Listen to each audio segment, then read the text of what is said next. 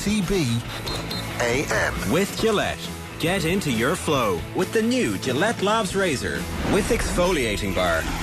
All right, it's 7:30 this Thursday morning. It's nearly the weekend. We've nearly made it through another week.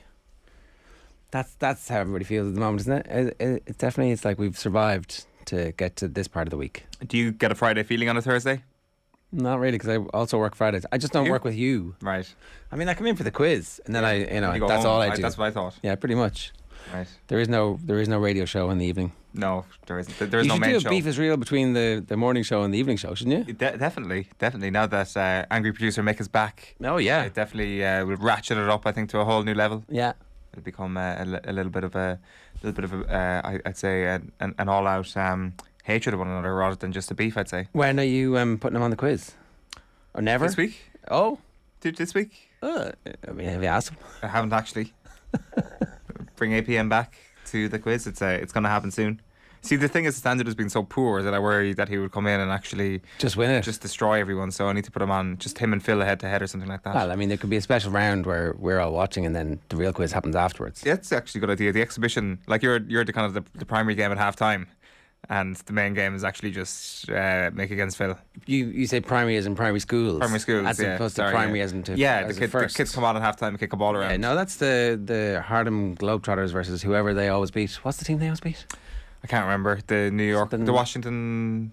It's not the Wizards. No. I can't remember who it was. Somebody will let us know in the comments on the YouTube stream, which is the best place to get in touch with us. The Generals, the Washington Generals. Or, of course, you can always text the show 0879 180 180. That's a WhatsApp or text, whatever suits you, and you can get us at Off the Ball AM. A reminder, OTB AM is brought to you live each morning by Gillette Labs for an effortless finish to your day. Your boy Timo Werner was to the fore last night. Mm-hmm. Scored one, made one. An important goal for Lukaku to win the game against Luton on a dramatic night for Chelsea on and off the pitch.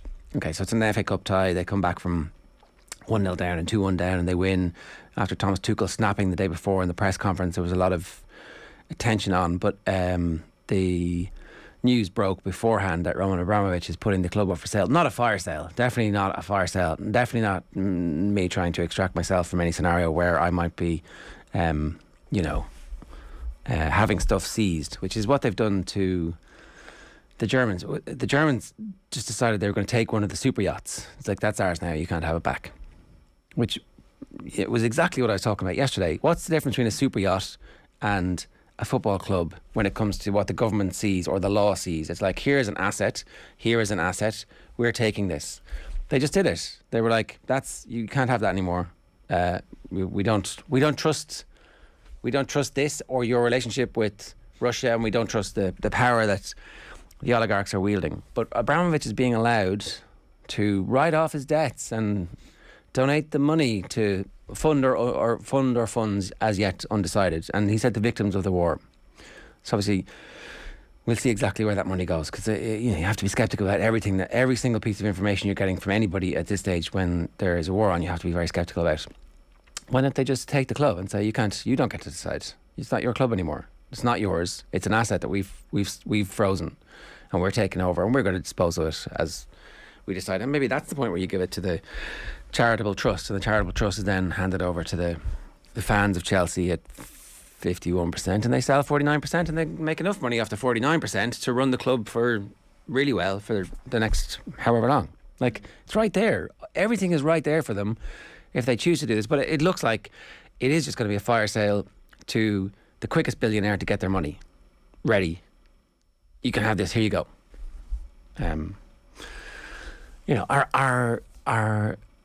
Are all the people involved in the deal also waving the money? Like, it's a massive PR win in a situation where you shouldn't have this asset anymore. Like, if the world is deciding that the sanctions that they're taking on the oligarchs is going to be to take their stuff, Abramovich gets this kind of weird limbo where it's like, actually, you know what, I'm giving all this money away. Look at me, I'm great. I've gifted Chelsea 2 billion. He hasn't gifted Chelsea 2 billion. They doesn't have the money anymore. This stuff about the Everton situation was like, Everton are going to lose. Everton are costing themselves this money by not taking the sponsorship deals anymore. The money doesn't exist. The money won't exist in like next week or the week after when the sponsorship deals are all, when the assets are frozen. So they're not. They're simply getting out in front and saying, we're going to lose this money anyway, we better like take some credit for doing it. Like, yeah, and it could be literal credit as well. Like, I mean, when you say, why don't they act in England to try and take back control of this club? Well, I wonder, is Abramovich actually concerned that that's exactly what's going to happen? And he's like, I need to get out now. I need to get out quickly. Please, Mr. Swiss billionaire, give me whatever money you can. I will ask for 3 billion, but... Well, the Swiss billionaire is chatting away to everybody going, Yeah. we've been offered this. If we get the money by Friday, it's ours. Yeah. Like, that was largely what he said. You're in a great bargaining position if you're the buyer now, though, because Abramovich needs to sell quick, and he obviously wants 3 billion quid, and you'll be able to talk him down off that pretty quickly if you say, listen, we're off the table. We're not going to be sitting around here if that's what you want, and automatically you get a cut price Chelsea. But he gets away with all of the reputational 100%. benefit, which was the whole point of buying this. It was always supposed to be a buffer. It was a break glass in case of emergency. The emergency is, at the moment, Putin invading Ukraine and murdering people. And as that happens, as that unfolds in front of our eyes every day, Abramovich is getting credit for his investments. The great disruptor is what he was referred to as in the Telegraph this morning. And you're like... I mean, yeah, so he took all this money from the Russian people's resources and ploughed it into football and made a load of footballers rich and made other Premier League clubs rich. And where did the money come from? Oh, yeah, the Russian people, who are all being screwed by Putin now at the moment as well, because it was the nationalisation of Russia's assets that got distributed to the oligarchs, and then they took all the money and they've gone around the world and they've bought super yachts and they've bought football clubs. And instead of giving it back to the people... Now, like the assets that they've transferred the money from here over to here, it's like such a good lad. He's letting off 2 billion. What a great fella! And he's giving all the money to charity. How could anybody have a problem with that? What kind of a clown has a problem with that? I have a problem with that. I don't think it's right. Yeah, like, I mean, there is obviously like a parallel conversation though, when something this seismic happens in football, where you do automatically wind the clock back and you think about 2003 and how things were disrupted. I mean, like, you can be a great disruptor and also be not a great lad. I mean, those two things aren't necessarily they don't go hand in hand. It's very close to the trains running on time argument. You know, it's a bit yeah, and so the Saudis are going to be the latest great disruptors, but where did the money come from? Yeah, well, 100%. I'm not for 1 second justifying Abramovich's existence in English football whatsoever, but there is no question that his arrival in English football did completely change the game. I kind of feel weird even saying that sentence, as if we're kind of like sitting here analysing the era of Abramovich almost like a manager, almost as if like a great manager just passed away or something like that. I do think that it probably requires a little bit of a different analysis for now anyway, because as you said, there's a real chance that he gets away scot-free, essentially scurries away, and we never hear from Abramovich again. Because right now, without the Chelsea Football Club, how much would we actually know about him in our day-to-day life? Let's say we probably don't know much about him anyway, and that this has been the sole way with which he's communicated with the world. There's breaking news this morning as well that the International Paralympic Committee have reversed their decision, and Russian and Belarusian athletes will not now be allowed to compete at the Beijing Winter Paralympics. So they're being kicked out. They were going to be allowed to compete under the neutral flag or the flag of the games or whatever accommodation was being made for them. But like we've seen, that has resulted in massive national pride in the past. And everybody goes, the Russian athlete competing under the blah, blah, blah flag. So that's not going to happen now. And that's just breaking in the last 20 minutes. Look, we'll come back to this a little bit later on. We're going to talk football with Daniel Harris, and we'll also bring you some Formula One goodness. But I want to play you this. So this is a very interesting what if scenario, which is posited on the Football Pod this week by James O'Donoghue. Here he is in conversation with Paddy Andrews and with Tommy Rooney, just talking about the Dubs, right? Like, just for example, say what would happen if Con didn't come back and James McCarthy didn't come back, or if they do come back, what kind of state are they going to be in? Are they peak position? Let's just have a look at this. Fit are they at the moment? Like, how far off are they? Are they probably running? fairer than me and you, James. Are they running? I don't talk to the lads. I'm on the outside now. I'm finished. Are they running? Come on, you know. Are they running? Like, are they? I'd say they're running faster than me. Like, because if they're not at least up to 80%, they're not going to have the time. They're not going to have the time, I don't think, to get up to their level. I don't know, honestly. I don't know. Even Tell the football pod listeners. If you could say, Paddy, how many games would you say it would take for you to go from completely unsharp to All-Ireland winning sharp? How many games you need? Like you can do all the training games and stuff in the world and hit training targets. Everyone needs games. And like we're talking about two of the best players in the country and McCarthy, probably one of the best players of all time, but you do need games. You do. And like you said it, James, this season is a unique season in terms of you always had that window that if the league finishes at the start of April, you had the club stuff for a month, you'd play 2 or 3 games, then you'd like a month of kind of nearly pre-season, and then you roll into championship. That's not a luxury teams have this year. You've got to be, it's literally league into championship, and you have got to be sharp.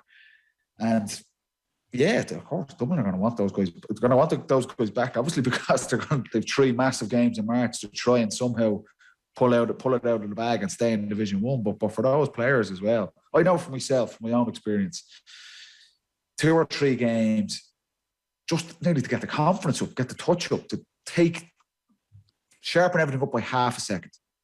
Yeah. You know, when you're coming back and you haven't played games, or you feel like you're not match sharpness, you'll take an extra step on your shot, or you'll look twice before flicking the pass. Yeah, I think they need at least 2 league games, because how much of a white heat of championship is Leinster?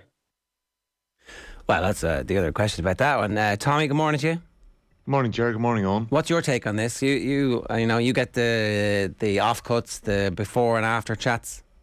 Yeah, and there isn't that many of them. I'll be honest with you, lads. There's too much talking going on in those podcasts. Well, when the podcast's 2 hours long, I suppose there couldn't be. But go on. Exactly. Well, I suppose I've had the honour of watching Dublin unravel in front of my eyes. I've been at quite a few games with Paddy over the last couple of years, and I think Paddy's own dealings with myself in the middle of matches has been interesting. Do you know, there was a quiet resignation at the weekend on Saturday. He nudged me before it and said, or Sunday, he said, you know, what do you think's going to happen here? And I said, I think Kildare win. He wanted to put a 5 on it. The Dubs get beaten, shaking his head during the game at times, whereas last year there was a bit more shouting and roaring coming out of him. I think he knows what he's seeing in front of him. There's no squeezing of the knee going on, is that what you're saying? It's not happening. Yeah. So what I think is happening here, like I actually agree with James Donoghue. I think it's going to be very difficult for anyone to come in and make a huge difference to Dublin at the minute. I think they're a long way off it. Like, I think while they didn't play that badly against Kildare, and if they'd taken their goals they would have beaten them, we might be having a different conversation. I just think the general depth there is so far off. I just think it's just so stark in comparison to what Mayo's depth is at the minute. We've got an interesting dynamic here for everybody at home who can't see Ger shuffling uncomfortably in his chair at the moment, is that we have somebody who has just overseen their county defeat Dublin and is worried that is not going to be a meaningful result come the summertime. You are terrified of the Dubs being good at football this summer. You don't want the 2 games we play against Dublin this year, if we play them again, you don't want the 2 games this year to break 50-50. Like, do you know what I mean? Yeah. How many times, but actually you're more likely to beat them having beaten them. And it was interesting, is it Patty in the Leinster, is he the chairman or the secretary, whatever it is, I apologise for incorrectly titling you, but even he's saying it would have been interesting to see what the hell would have happened if Kildare had any belief that they could have beaten them last year. It's like a subtle, not so subtle dig at Jack O'Connor sending that team out to go, sure, look, if we keep it kicked out to them, we'll be doing well. Keep it down 10 or 15 points here, that's not bad. That's progress. That's clear progress. He's like, if they just shown a bit of belief in themselves last year, who knows what would have happened. I'm like, yes.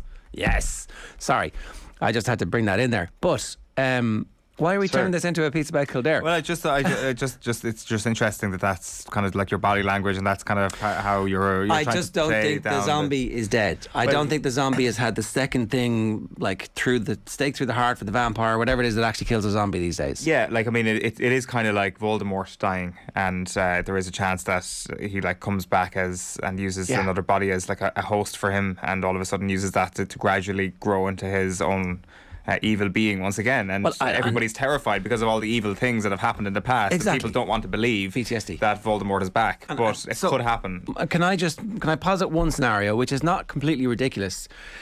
that the amount of game time and the return to play, I would have said Con didn't look as dynamic last season as he has done in previous years. I don't know if that was like the long seasons with Kula catching up over a couple of years. I don't know if it was just like that happens to you at various stages in your career. And you would say James McCarthy was excellent for most of the year, but certainly he seemed like Hurling fighting the ingovernable sea in the last 20 minutes of the game against Mayo, overrun in midfield, which I'd never seen before, right? So I think what they're doing is they're saying, off you go, get right.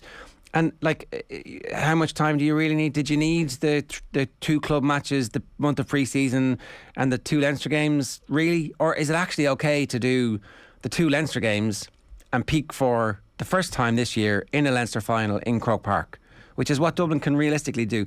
Maybe they can't, maybe they lose the semi-final, but if they lose the semi-final, it's like not going to be that scary a route through the qualifiers for them. Yeah, I think you're. It's interesting what you're saying about Con last year. My sense of Con last year was that he was utterly frustrated. Was that standards had clearly changed around them and things weren't working the way they should have been working. The players were doing stuff they shouldn't have been doing, and we saw that last year. Maybe it was burnout. Maybe it was what other parents have experienced in Dublin and they've stepped away, like Jack McCaffrey and Paul Mannion. But for me last year, I thought it was frustration. I think it's what we're also seeing in the likes of Niall Scully and Brian Howard and maybe Brian Fenton. They're not used to playing in a team that just isn't functioning the way it is.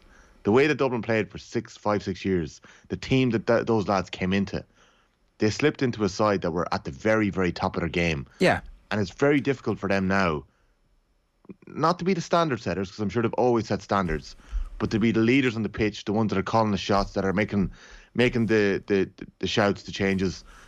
Paddy could recognise who it was at the weekend, but there was a lot of talking on the pitch from Dublin. Johnny Cooper did so much of that.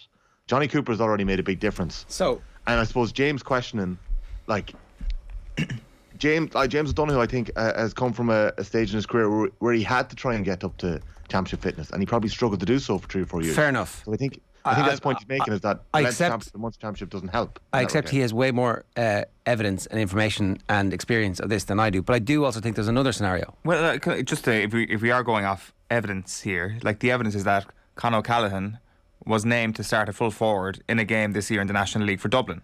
So he got injured. There were various reports about where the injury was picked up. So something happened that he was chosen to play a game, or he would have been in the ideal starting team for Dessie Farrell within the first couple of weeks of this year's league, and then that didn't happen.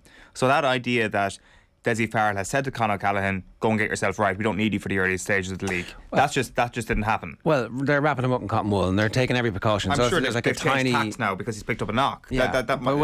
Which game was he named for? Kerry. And Kieran Archer took the 14 jersey instead. Like it reportedly a challenge match took place a week or two before that, and that's where so a week or two before, and he was named in the thing which is sent to the, like, do you know what I mean? They decided before they named the team that he was gone. It seemed that way. Otherwise, they were playing challenge matches between Armagh and Kerry, which is maybe another explanation, which could be another theory for why they've been so poor, is that they're actually completely running the teams into the ground and playing challenge match. But I don't think that's the case. I think it might have been before the Armagh match. But either way, it seemed that Plan A was to have Conor O'Callaghan available for the league this year. No. If they knew he was out, but they named him in the team anyway, what's that about? But that would just be an unnecessary leap to try and confuse people. But I if don't he got know, injured, it's very hard to know. Yeah, we don't know is the point, right? And until I'm standing over the bloodied corpse, I am Dadding Thomas, putting my wound and feeling around in Jesus' body to go, there's a bit of you came out there, Jesus. But you see, that's the thing. Like, I mean, I don't think even that is good enough. Like, you refer to it as a zombie. I mean, I guess Jesus was technically a zombie as well. Like, death is not even enough for us to be sure that this thing is over. No, they need to lose a couple of seasons in a row. Yeah. I think even this year we'll be like, no, there's still too many of them. They're coming back. Yeah, it's going to be like Cody's Kilkenny, I think, lads, isn't it? Like the bouncing back with double All-Irelands, back-to-back All-Irelands a couple of years apart. I think we're going to see that. Tommy made the point yesterday, though. We were the same team.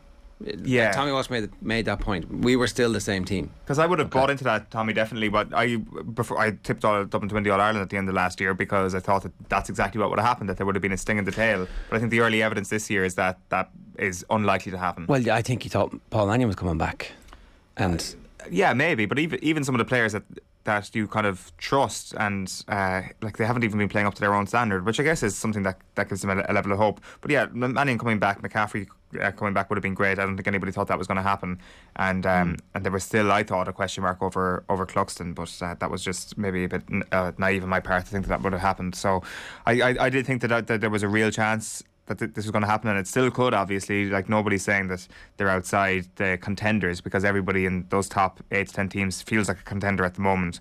But I don't think they're in the same place as Kilkenny were after losing in 2010. I think that they were probably a stronger proposition back then because they had so many players still around. I think serious questions do have to be asked, though, lads, about, and I know this is sacrilege to say, I think that Jim Gavin did greater than any manager could have possibly done with the 6 years he had with that team, 7 years. But is it okay to question the transition and the management of what was coming next? Because I read out a list to Paddy of the last 12, 13, 14, under 20, under 21 players of the year. And Dublin have had 3 of the last 8. And none of them have had an impact in inter-county football at senior level. And nearly all of the others did. You're talking Keith Higgins, Colm O'Neill, Fintan Gould, Thomas Flynn in Galway, Diarmuid O'Connor from Mayo, Jimmy Hyland from Kildare. They've all had massive impacts on inter-county football at senior level. Yet Conor McHugh, Aaron Byrne, and granted Kieran Archer are still young, but none of them seem like they're ready or they're being able to take the responsibility of being a senior inter-county footballer. Conor McHugh won it in 2014. He was under 20 footballer of the year on a team that included Mannion, McCaffrey, McDade, 3 or 4 others that well, they did okay from that team. Then you'd have to say that team, like, you can't question them getting throughput from that team. That one individual is I would say circumstantial evidence. I think your broader point, though, to take it away from the individuals, is that there hasn't been that next tier of players. The strength and depth was with the older players who retired and took away all of the experience and the intellectual property and the knowledge and the know-how and all that kind of stuff, and the standard setting, and the ones who were coming in probably haven't had enough exposure, certainly to game time. Now, they might have been around the panel, like, you know. But maybe that doesn't make a difference. Maybe you're collecting all Ireland medals there, but you're not getting the real life experience, do you know?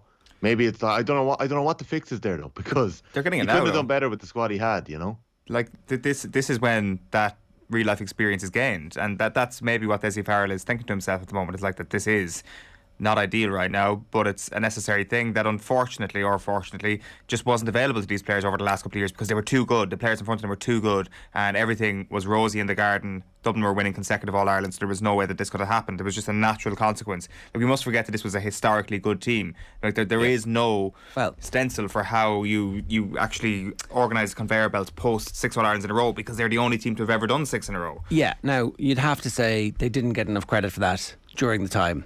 That certainly I thought that there would be a bunch of players of similar standard coming through, and it looked like there was when Howard and Scully came through and started to be able to impact games at that age in their careers, where they were, I know, Tom, you're saying they're coming into a perfect scenario, but they were definitely having an influence, where Con was having an influence.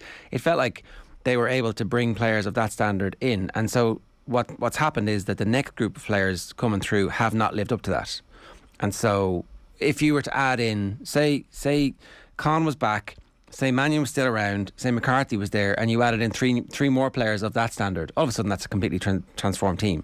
That's 6 players of greatness who you have. But that hasn't happened. And that's, I think, where it's legitimate to go, what is the process that they have to try and bring those players through, and why are those players not coming through, and why is the club scene...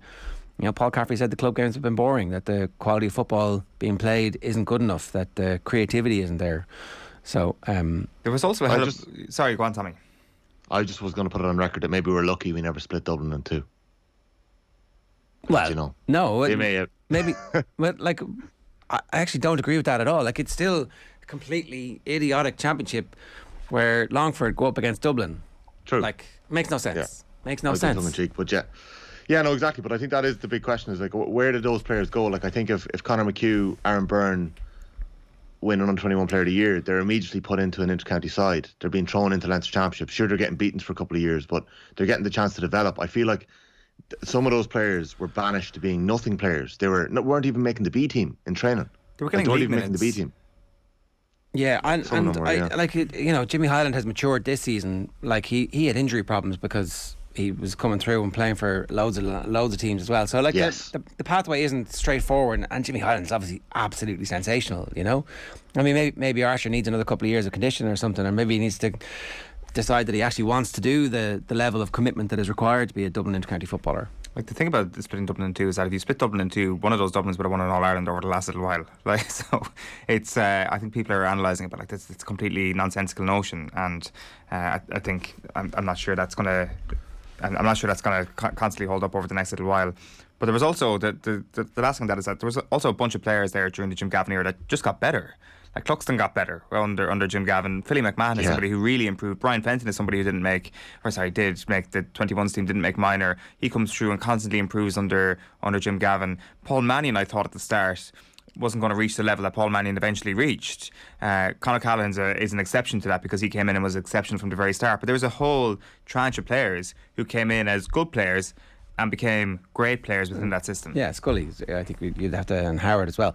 Right. Paddy Andrews is your good example there as well, you know. Without Jim Gavin, I'm not sure where Paddy would have ended up. Yeah, no, totally. So, all right, Tommy, thanks, good pod this week. Man. Thanks a million. Yeah, that's good stuff from the lads, thank you. The football pod with... I still reach for the old name, but with James O'Donoghue and Paddy Andrews and Tommy Rooney is available wherever you get your podcast now. OTB AM is brought to you live each morning by Gillette Labs for an effortless finish to your day. The new season of, here's what's coming up. Daniel Harris in 10 minutes. Sports pages at 8:30. We talk about Phil Mickelson not winning the PIP. Tiger Woods didn't hit a ball and was the winningest golfer when it came to influence. Power rankings, hurling at 8:50. Jason Quigley is going to join us live at 9:10, and some highlights from the football show last night. Now, the new season of Formula One's Drive to Survive drops on Netflix on Friday night. That's March the 11th. Shane Hannon has been chatting to the producers Paul Martin and James Gay-Rees. Delighted to be joined by Paul Martin and James Gay-Rees from Box to Box Films, of course, both producers of Formula One Drive to Survive, season 4 of which is to be released on Netflix on Friday, March the 11th. Thanks to both of you lads for taking the time to speak to us about this new season. And speaking of which, could either of you have imagined an end to the season as dramatic as the one which played out before our eyes in Abu Dhabi back on December 12th? So maybe start with you, Paul. No, basically, you know, despite rumours that we wrote it, you know, I think we were both, you know, or, you know, I speak for myself, you know, we just watched it with, you know, in kind of awe of what was kind of unfolding. And no, we could never have imagined it, you know, or, you know, begun to imagine it. It was such an extraordinary finish to an extraordinary season that you know, that I think it was like, you know, we were in the edit and we're trying to edit that episode and in all the, you know, in everything that went on in Abu Dhabi, you sort of, I think everyone lost sight of what a crazy race Saudi Arabia had been the week before. So yeah, I think the whole end to the season was just crazy, and you know, very fortunate to be making the show this year. For sure. I mean, from your perspective, James, I guess even in the trailer, Pierre Gasly, I think, makes the quote, "What are we going to talk about this year?" Which tongue in cheek, of course. But like, were you thinking over the course of even the first 3 quarters of that race in Abu Dhabi, or even a little bit more? You know, Hamilton's going to win this quite easily. He's going to win the championship. Maybe a bit of an anticlimax. We're not going to get that final last battle between him and Max. What was going through your head before that final battle occurred in Abu Dhabi? Well, you know, it'd been such a sort of like a sort of seesaw, hadn't it? Because, you know, Max had pulled away, then Hamilton has slowly reeled him in. So, you know, I think the season kind of chopped and changed so much. So I think, you know, listen, it would have been an immensely gratifying season even without that final denouement, because there'd been so much action. I mean, the 2 races prior to Abu Dhabi were pretty insane, and by anybody's standards. So no, I think, listen, that was just the kind of like, that was the kind of like the madness that tipped over the line, you know, and, you know, listen, great drama for everybody concerned, I suppose, unless you're a Mercedes team member. But you know, but a challenge for us to kind of basically deal with, because we had very little time to edit those episodes, but we knew that there'd be massive scrutiny on those episodes. So, you know, very, very, very happy with the way those last 2 episodes have turned out, because they're like rocket fuel.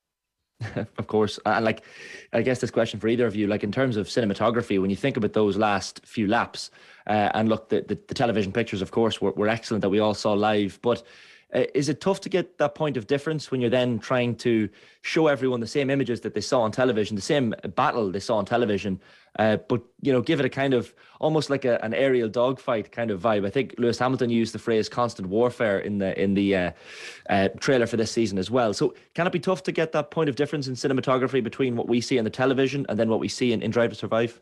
I think it's like we're lucky that as well as it's stuff that we shoot over a race weekend, we have access to the numerous cameras that Formula One have at an event, and obviously the broadcast is a pretty constant kind of pattern of cameras and camera shots, but they do film those races from every conceivable angle, and so even from day one on Drive to Survive, it was. I think one of those points of difference is that we were able to dive into that footage and edit the races in a completely different way from broadcast, which then gives you, which we can do it in a much more dramatic style than they could possibly do on the broadcast. Like we've even heard for next year, there'll be these the FIA discussions, I guess, with the team principals. Michael Massey, I know, has been stepped aside or moved aside or whatever you might call it. But these discussions that we hear on television between the team principals and the FIA will no longer be there. Does that affect you guys? I presume you'll still have access anyway, given that the series is released after the fact. Yeah, we'll just have to see. We're still. I think season 5 hasn't been confirmed yet, but I think also just the fallout from the whole affair, I think, is still slightly ongoing. So we'll just have to see how the dust settles and see what we've got to, what's at our disposal to use come next year, if we do next year. But I think that one thing you can guarantee is that there'll be more than enough content to use. And, obviously we'll film our own stuff if it happens. Absolutely. Like, I often think about the element of luck and I guess the number of dramatic incidents that seem to happen in a number of seasons. Like we had the crazy episode, I think it was the penultimate episode of season 3, Man on Fire, when we saw the Romain Grosjean crash. And I think that highlights how dramatic a sport it is when you see how many incidents there is to cover from this season alone. Like this is probably your most action-packed season of the series, it's fair to say. I think it was different. I think that that Drive to Survive had never necessarily been about the championship battle because there hadn't really necessarily been one for kind of 4 years. And I think this year, because it was such a compelling fight between Max and Lewis, the temptation actually was to the challenge with that was, that you were always drawn to that. Every time we talked about, okay, well, let's, should we go back to Mercedes and Red Bull, or should we, so we had to kind of keep very true to the spirit of Drive to Survive, which is not necessarily about the winners of kind of every race and the winners of the championship. It's about other storytelling. It's about, what's going on with Haas, what's going on with, Alpine, what's going on with, what's happening with, Yuki and those guys. So, it was a unique season, because of that. And because we had something that we'd never had before, which was a genuine championship fight that went to the last lap of the last race. Like we talk a lot here and Off the Ball about how the show has certainly increased interest in Formula One, anecdotally. Like, have you guys noticed that yourselves, even from the driver's perspective? I guess, as you mentioned there, like you cover a lot of the smaller quote unquote teams, like Haas, like Alpine, like these teams that mightn't have the money of Red Bull and Mercedes. So maybe all 20 drivers on the grid now are recognizable if they walk into a supermarket, whereas 5-10 years ago that mightn't have been the case. So are you guys anecdotally noticing that increased interest in the sport as a result of the show? Yeah, definitely. I mean, I think it's no secret that the ratings on terrestrial, on Sky rather, have gone up, and I think that obviously America has a kind of like a big interest in the sport now and is adding new Grand Prix all the time to the calendar. So yeah, I mean, listen, I think it's been transformative in that respect. I think the audience is getting younger, from what we understand, which is obviously great because at the end of the day, all these different sports are competing for the same eyeballs, aren't they? So they're trying to get younger viewers and stay with them and grow with them.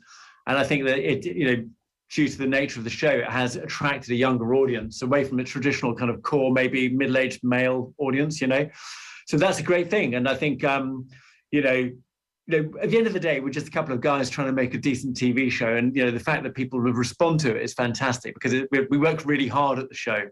And so to get this sense that a lot of people are watching it is obviously very gratifying because it's a visual medium and you want people to see it. But it's good for the sport, you know. If it's good for the sport, it's good for us, and if it's good for us, it's good. Do you know what I mean? It's a virtuous circle in a way. So we're just happy that it's connected with such a wide audience. I mentioned luck there a minute ago. Like I think I'm right in saying in that Monza you were. I guess you have to focus on a particular team for certain races, and in Monza you happened to be with McLaren for that wonderful 1-2 from Daniel Ricciardo and Lando Norris. So is it now the case that teams want Netflix to be in with them for a race? Are you seen as a good luck charm in some ways? I think it depends. You know what weekend it is. You know, I've heard there's a Netflix curse. I've heard that we're a good luck charm. I heard everything. You know, I mean, I think, you know, it's just a dramatic sport. You know, it's just a sport that's full of drama. So, you know, if you're around the teams, drama's going to happen. And I think that, you know, all that stuff about the curse and stuff is firmly tongue in cheek, I think. But it was basically because when we followed Mercedes at Hockenheim, was it season 2 or 3? Season 2, and they had their worst race in 5 years. You know, so it's like, what are you going to do? Yeah. Well, but it's a sport with inherent drama, you know, everywhere. And that's why the show's so great to make and so great to be involved in, because it doesn't, you know, sometimes we get lucky and sometimes we kind of don't, and we can't be everywhere and we can't be with every team at every race. And, you know, touch wood, we've sort of had more luck than not. And, you know, we seem to have a good habit of being in the right place at the right time. For sure. I mean, it's made me fall in love with Günther Steiner and Daniel Ricciardo in particular. Very finally, lads, a quick fire one. For the two of you, favourite driver, favourite team principal and favourite circuit? Ooh. Don't know if we can go. Controversial. We can go on record as saying who our favourites are, because we're seeing them all later on tonight, so we'll get in trouble. But don't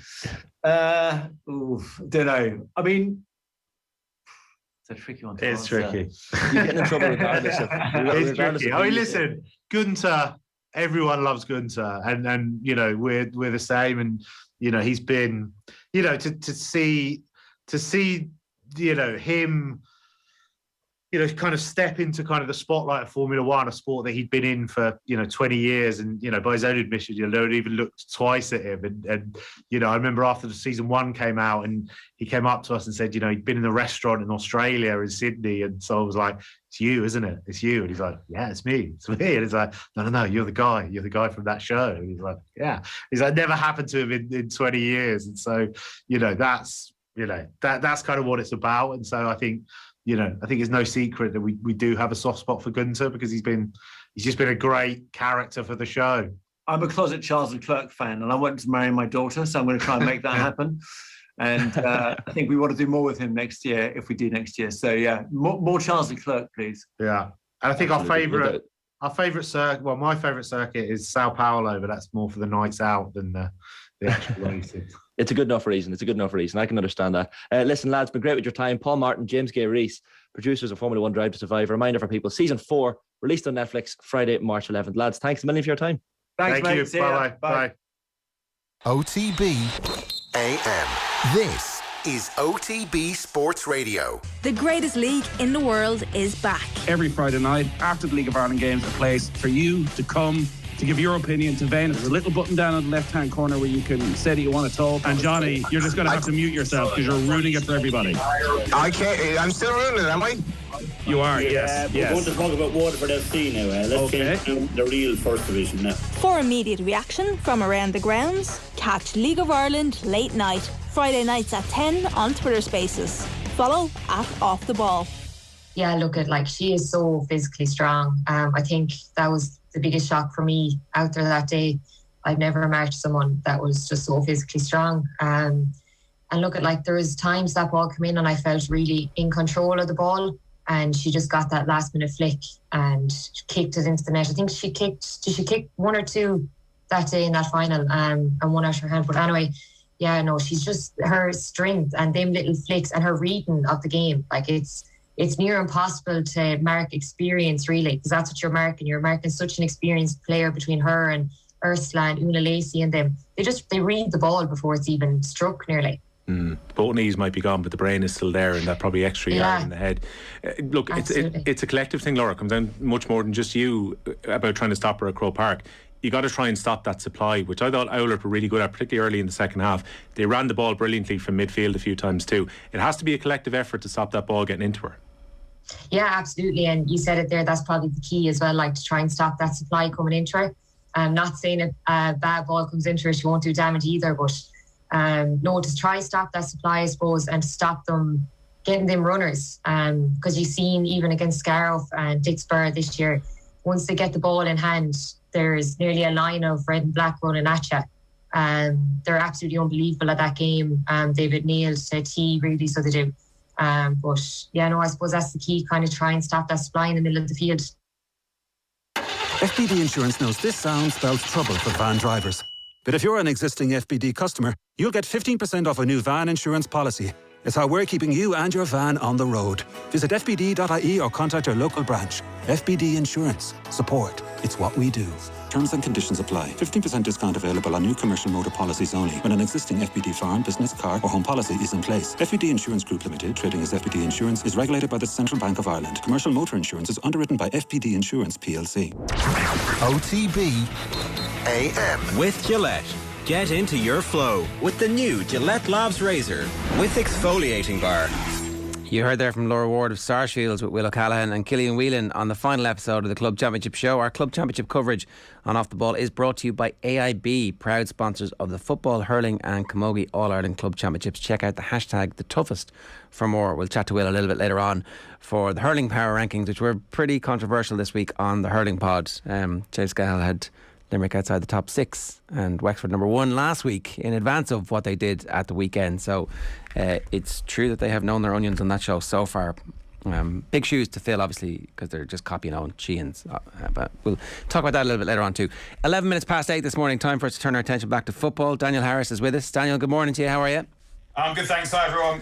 So, we can talk about the rebirth of Timo Werner as an important constituent part of Chelsea's bid to try and win the Champions League and the FA Cup. We can talk about Liverpool's B team looking pretty good. We can talk about the situation at Manchester United, but I did want to start by talking about club ownership generally and the opportunity that is there right now for football in England to say, maybe we've got this wrong. Maybe now is an opportunity for us to revisit how we run football in this moment of global crisis, to say, actually, the fan ownership model that they have in Germany looks pretty good, and we're going to institute that. It's going to be difficult. It's going to be a bit of a legal minefield, but we're going to do it because it's the right thing to do. There's no one is coming forward and saying now's the time for us to seize the football clubs and return them to the people. No, because I mean, legally it would be very difficult to remove what the law considers private property from someone. That's obviously not easy to do, but ultimately the law can do anything if Parliament votes for it.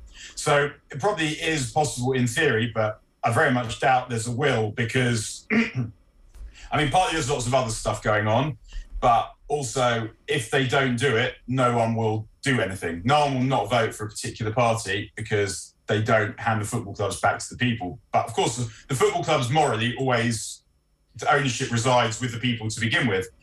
The problem is that it's a bit like what's going on in a way with tech, where tech is developing faster than legislation is able to keep up with it.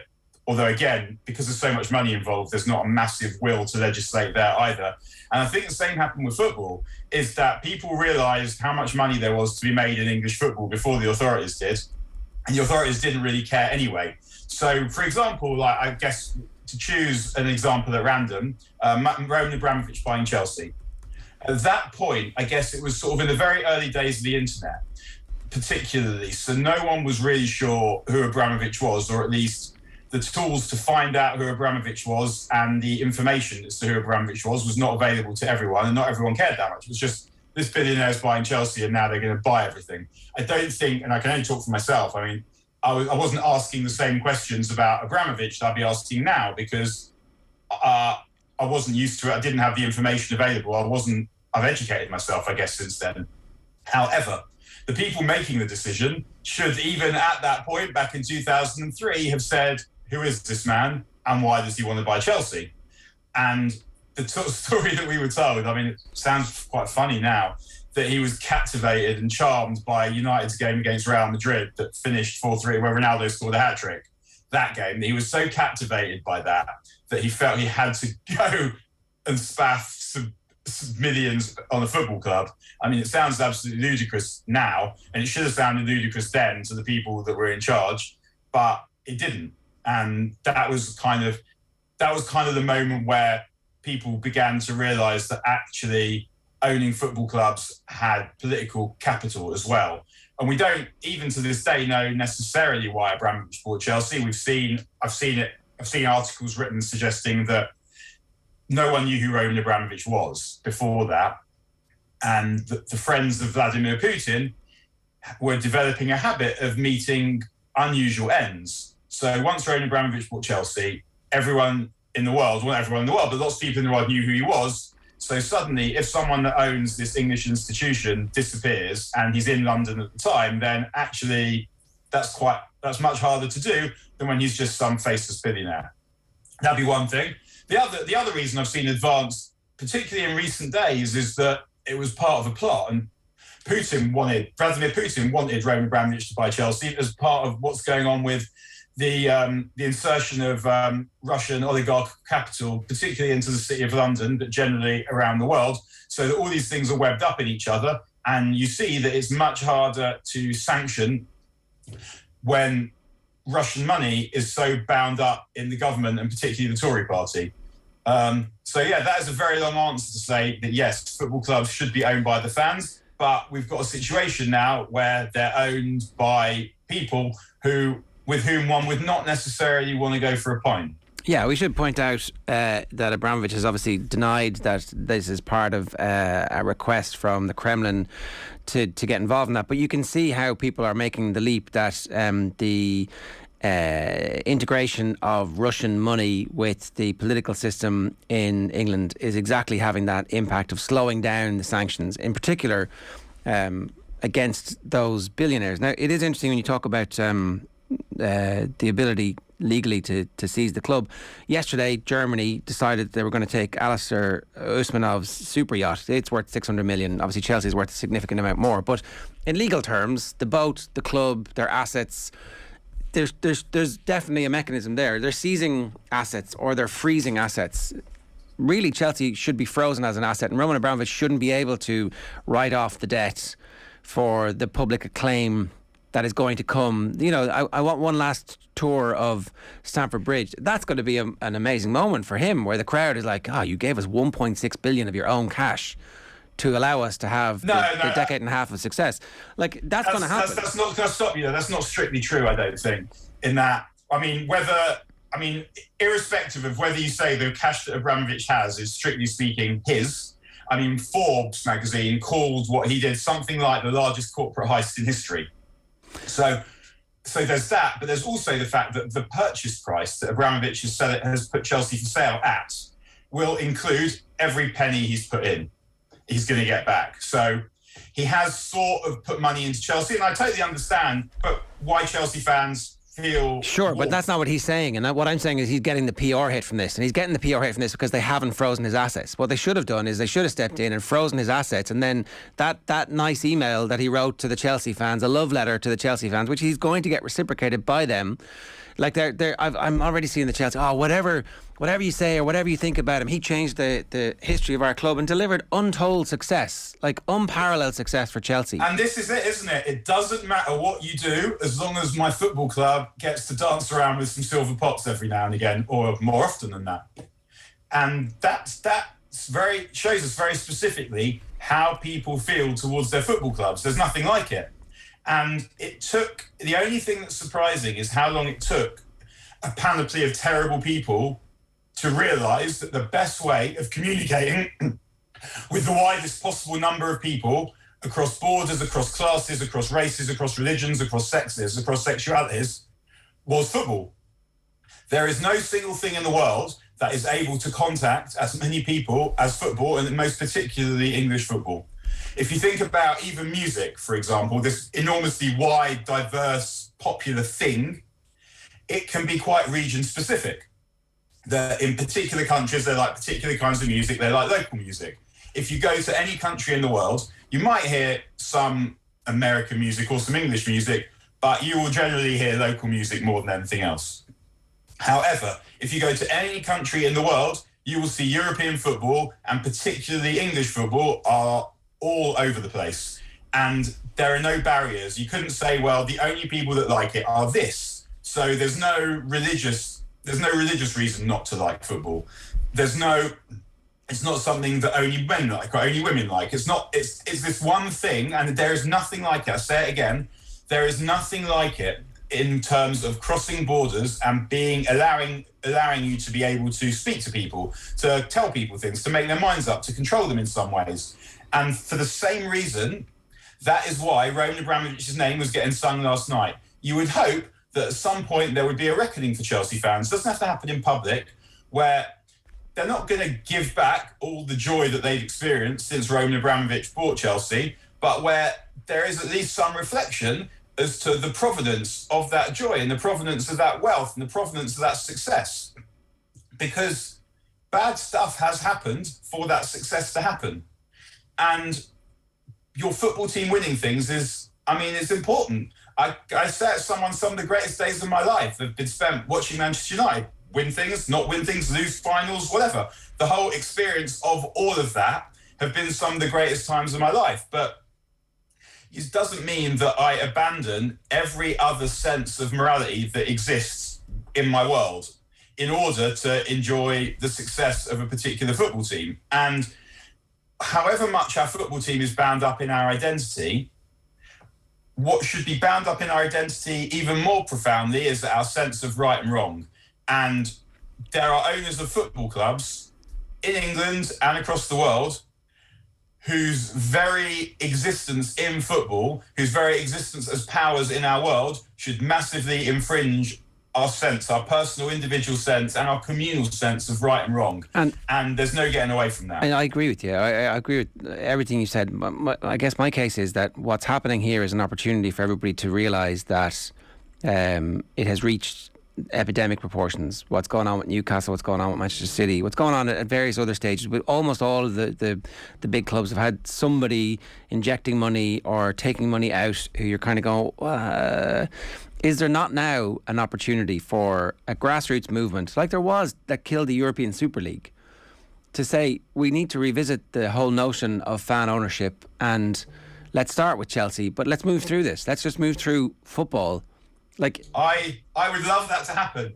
And I think one of the reason why the European Super League protest works is I think partly there was a very clear, very fixed target, and the threat was imminent. It was right there. If you don't act right this second, your game is gone.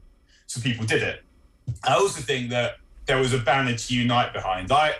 When those 2 days happened, I was on the Guardian blog that time. So all day I was basically it felt like a funeral. And then at the end of the day, where I just felt exhausted and spent, I remember Monday Night Football was on, and I watched Gary Neville and Jamie Carragher. And after I watched them, like the righteous indignation, and it just felt like there was a movement. And without the contribution of those two, it may have happened because there was enough anger and it was ridiculous enough and badly planned enough. But it felt like those two became the leaders of the resistance who are able to unite everyone. And one of the problems we've long had in English football is that the rivalries are too intense to enable fans to band together to fight against the common enemy. Because the common enemy really, as a Manchester United fan, isn't Liverpool and Manchester City really at this point. It's the Premier League, it's FIFA, it's UEFA, it's the government. That is the common enemy of football fans. I mean, that's the common enemy of a lot of just people. But that is the common enemy of football fans. And in Germany, they've always been really good at this.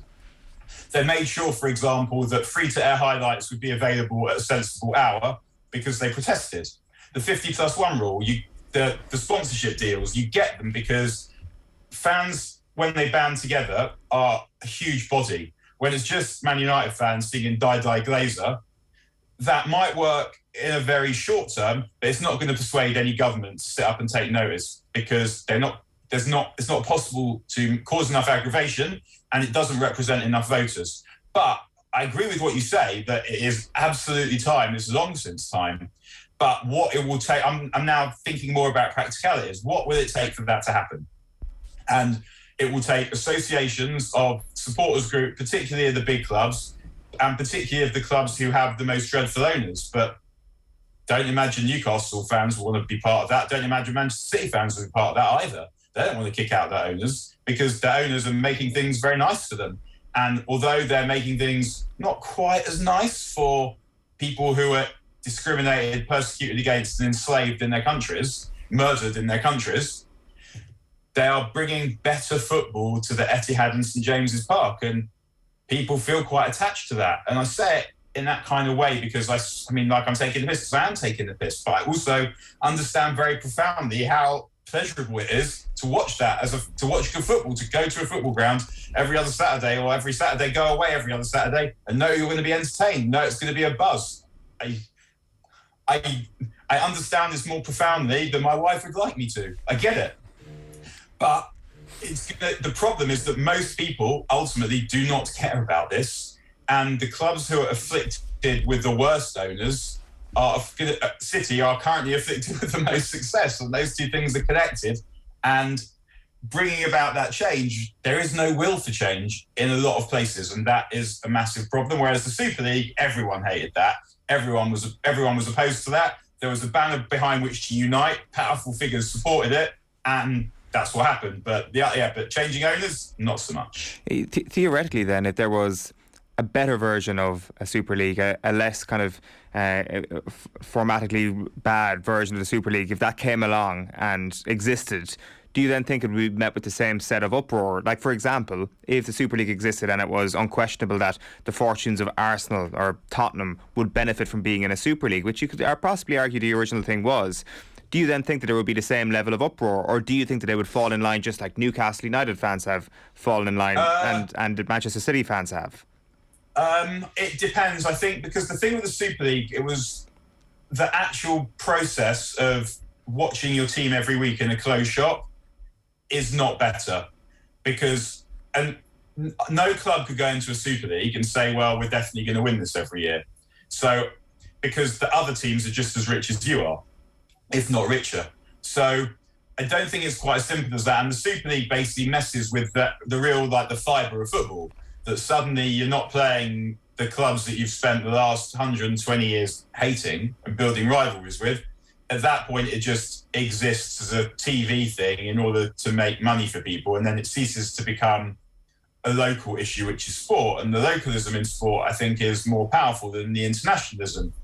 Beating the people that live on your doorstep is more attractive than beating people who live in other parts of the continent. That's a treat. So we saw it with the Champions League at the turn of the century. They moved the Champions League they made two groups, ultimately because they wanted more TV dates, fixtures. And it didn't work because it was just too much. It was overkill. And I think that's one of the problems with the Super League is that aside from all the other reasons with the Super League, if you look at it just purely as a sporting endeavour, it didn't tick enough of the boxes that you would like a sporting endeavour to. There was no jeopardy because there was no promotion and relegation. You were playing the same sides over and over again, and they're not the sides that you have a massive relationship with, and you're not going to go to every away game because they're all over Europe. And it's that combination of things as a sporting feature made it not work. And if the Super League was something different, so the Premier League, I mean, as a sporting endeavour, the Premier League was structured to make money, obviously, but as a sporting endeavour, it worked. Just lob off a couple of teams, so there's a bit less football, but otherwise it's the best teams in England playing against each other with jeopardy because there is promotion and relegation. The league's still quite big, still enough teams in it to make it sensible, and that works as a sporting endeavour, so that enables people to get behind it, whereas the Super League, it doesn't speak to people's souls in the same way, whereas the Premier League, it's much easier to hold your nose because ultimately you're getting to see your team go around the country and compete against other people from around the country, and it has that atmosphere in the country of the football's on. Yeah. And you wouldn't have that with any kind of pan-national, supranational affair. See, I'm just like sceptical of the idea that like football sort of found its soul that week during the Super League. I think that what you say there, the format was just bad, the competition was bad, was the main reason for that, rather than football finding itself and for something that being something that we can cling to now in this sort of moment. It doesn't have to be one or the other, and it gets to a point where enough people care about something, then the government are obviously going to weaponise it for gain.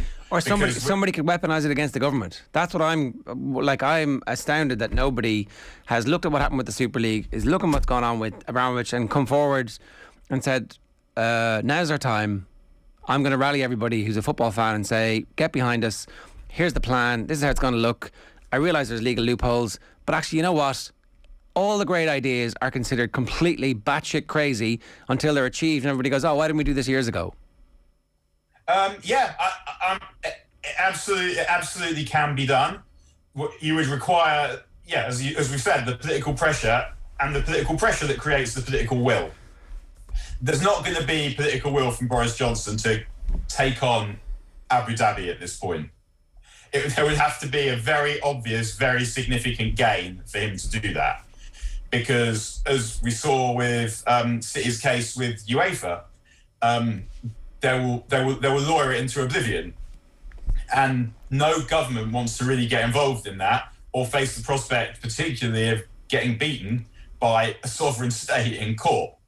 And arranging for that to happen would require a lot of political will. Whereas the Super League, because I think it was Miguel Delaney's story where the government were involved in the first instance in getting the Super League to where it got to. They were backing it. It was only when they realised the extent of the uproar that they decided, actually, this is something we better oppose, because this particular Tory government are not just as cruel as the Tory governments of my childhood, but the Tory governments of my childhood, they were obviously very easy to dislike.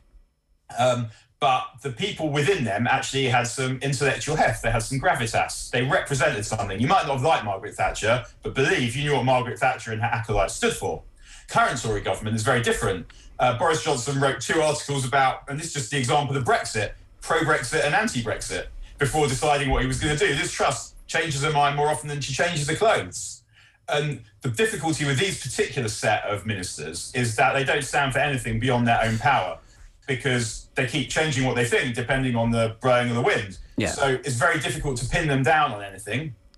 And because of that, there'll never be a principle that they will fight for, unless just on account of the fact that it is a principle. Yeah. There will have to be a net political gain for them. And with all that's going on at the moment, although you might think that sorting out the football would be I think it would. Gain, some people, if you took Manchester United off the Glazers, you would definitely please many, many people. But then you've got to think, well, how many of those people are going to vote for the Tory party? Not that many, because United's in Manchester, and there aren't very many Manchester seats. There aren't very many Tory seats in Manchester City Centre. There aren't any. No, okay, fair enough. It is depressing, and there's an existential crisis hanging over the world at the moment, and we do probably need the diversion of the games at the weekend to take our mind off things in that context. But that's it, isn't it? Like that's exactly it. There is nothing like football. Football is the greatest diversion, misdirection, masking agent that there is. If religion was the opium of the masses, football is the ecstasy of the masses. Florida versus Abu Dhabi. I cannot wait. Sunday afternoon. It's the feel-good story of the spring. What's going to happen? Pick that segue out. It is. I don't know. It's a weird thing, because United's results recently have obviously been rubbish. They've been dreadful, but United's performances have been good. Again, they panicked in the last 15 minutes. I mean, they're only Watford, obviously, but they panicked in the last 15 minutes where they didn't get a goal. But prior to then, they played fast, incisive, attacking football, as they had done against Borough, as they had done for a half against Burnley, and couldn't score. I think it's got to the point for Ralph Rangnick where if Ronaldo was any other player, he'd have been dropped quite a few weeks ago. He's not playing well. And the thing that I didn't expect him to go is the finishing. And the finishing's gone. So even, because with Ronaldo, you might think, well, you just tell him to play within the width of the posts. Like, there's enough going on around him now. United are playing well enough. For the first time in years and years, they're creating loads of chances, and they're not conceding that many chances. Now, it's fair to note also that they've had a pretty good run of opponents here. But I think one of the things that will determine what happens in this game is really not that much to do with football at all, and it's in the minds, because the way that United played in the first half against Atletico aren't a particularly good team. They're not in form. Fair enough, they scored an unbelievable goal, but it was a collective bottle job of intensely tame proportions from United in that first half against Atletico, where they couldn't respond to just a little bit of pressure and a little bit of effort on the part of the other team. Without 20 minutes to go, United realised, hang on a sec, if we put in effort here, we're good enough to win. Now, if they do that against City, the game will be over. And City are a better, more intimidating side to play against than Atletico. Atletico just ran around a lot, put United under a bit of pressure at the back. City won't do that. City will win the ball high up the pitch, and you'll struggle to get it back until there's been an attempt on goal. And if United have that collective bottle job again, they'll get absolutely whacked. And it won't matter when they suddenly decide that actually they don't mind participating in a physical, mental contest, because the game will be over. So obviously the most likely result is City win by 2 or 3 goals, easing up. But if United play as well as they played in the last few weeks at their best, then it'll be a game. Is the Spurs performance and the template that they had to beat City, it's not immediately copyable, but there's certainly elements of it that Manchester United have that they can do to Manchester City, and no reason to suspect that Manchester City will learn from that, because that hasn't been the habit. They've tended to continue doing the same thing, but just trying to do it better. That City, if you can get the ball into good areas, City give you chances. And the reason why Pep Guardiola has only won the Champions League with the greatest midfield of all time, and probably the greatest player of all time, is because, to me, the main reason is because of the way that he plays. When it works, it's the hardest style of football to beat, because you have so little of the ball and you're under pressure the whole time.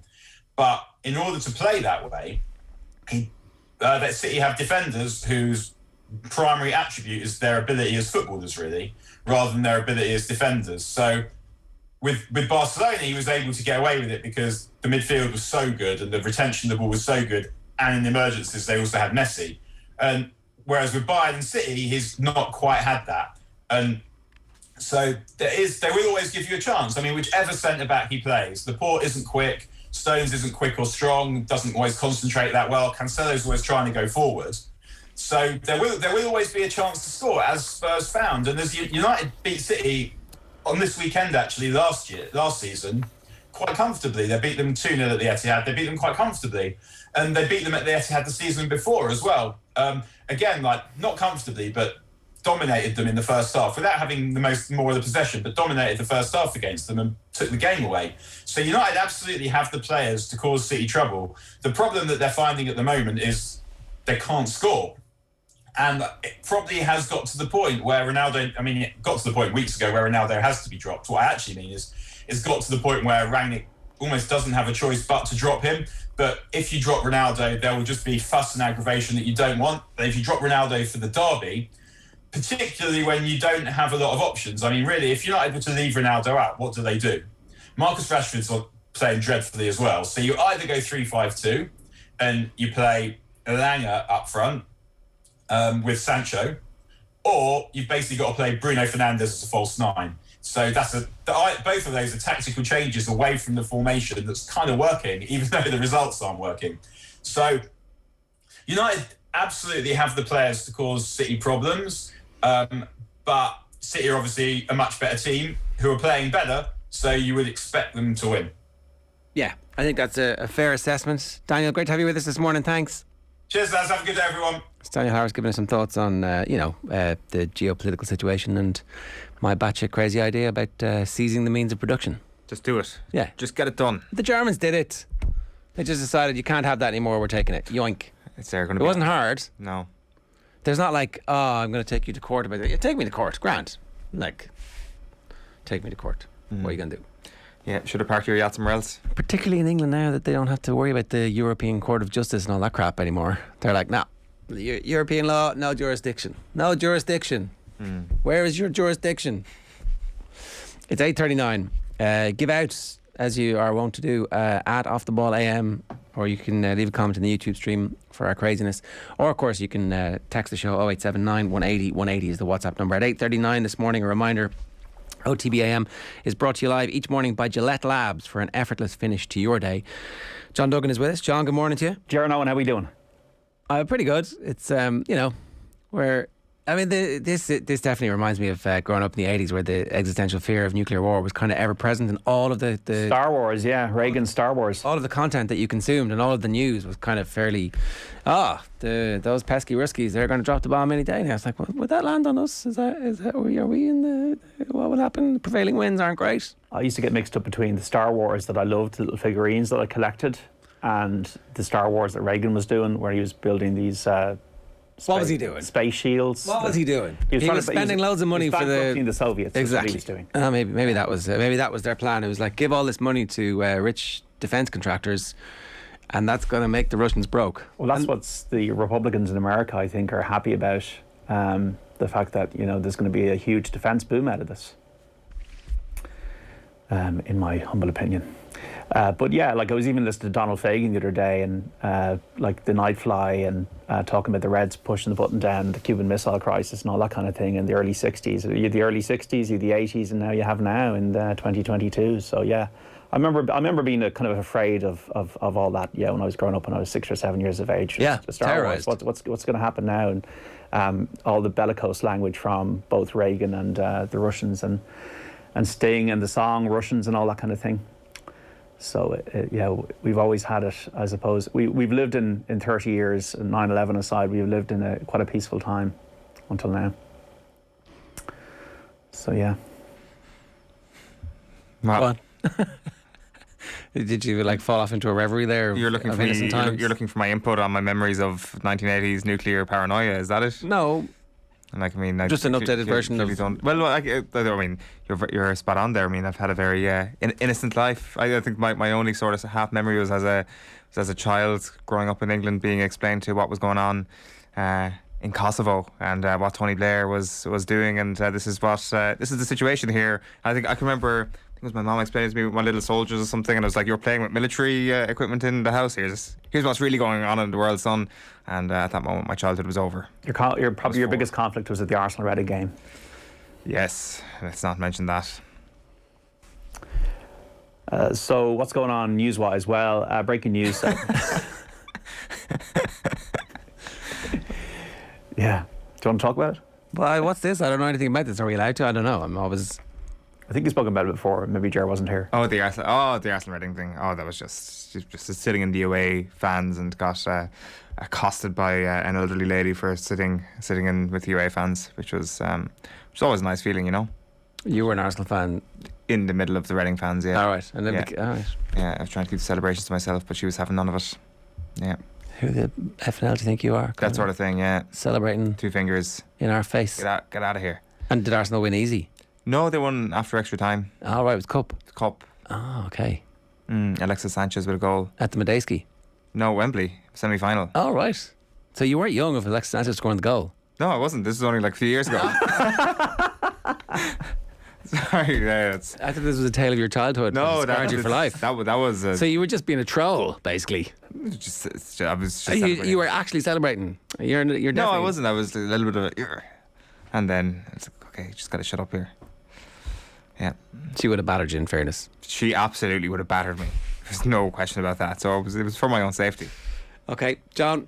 Okay, we've got breaking news. 71 Russian athletes, 12 from Belarus, banned from the Winter Paralympics. The opening ceremony in Beijing tomorrow. The games begin properly on Saturday. So athletes in both countries had in recent days been granted a neutral status, but there's been a revolt against that by other countries, saying that they will not compete if this happens. So the IPC, the International Paralympic Committee, have done that U-turn. They say the rapidly escalating situation in Ukraine has put them in an impossible position. They say for the integrity of the games, they must make this decision. They've also added in a statement to the para-athletes from the impacted countries, we're truly sorry you're affected by the decisions your governments took last week in breaching the Olympic truce. You are victims of your government's actions. Roman Abramovich, I'm sure you've spoken about it.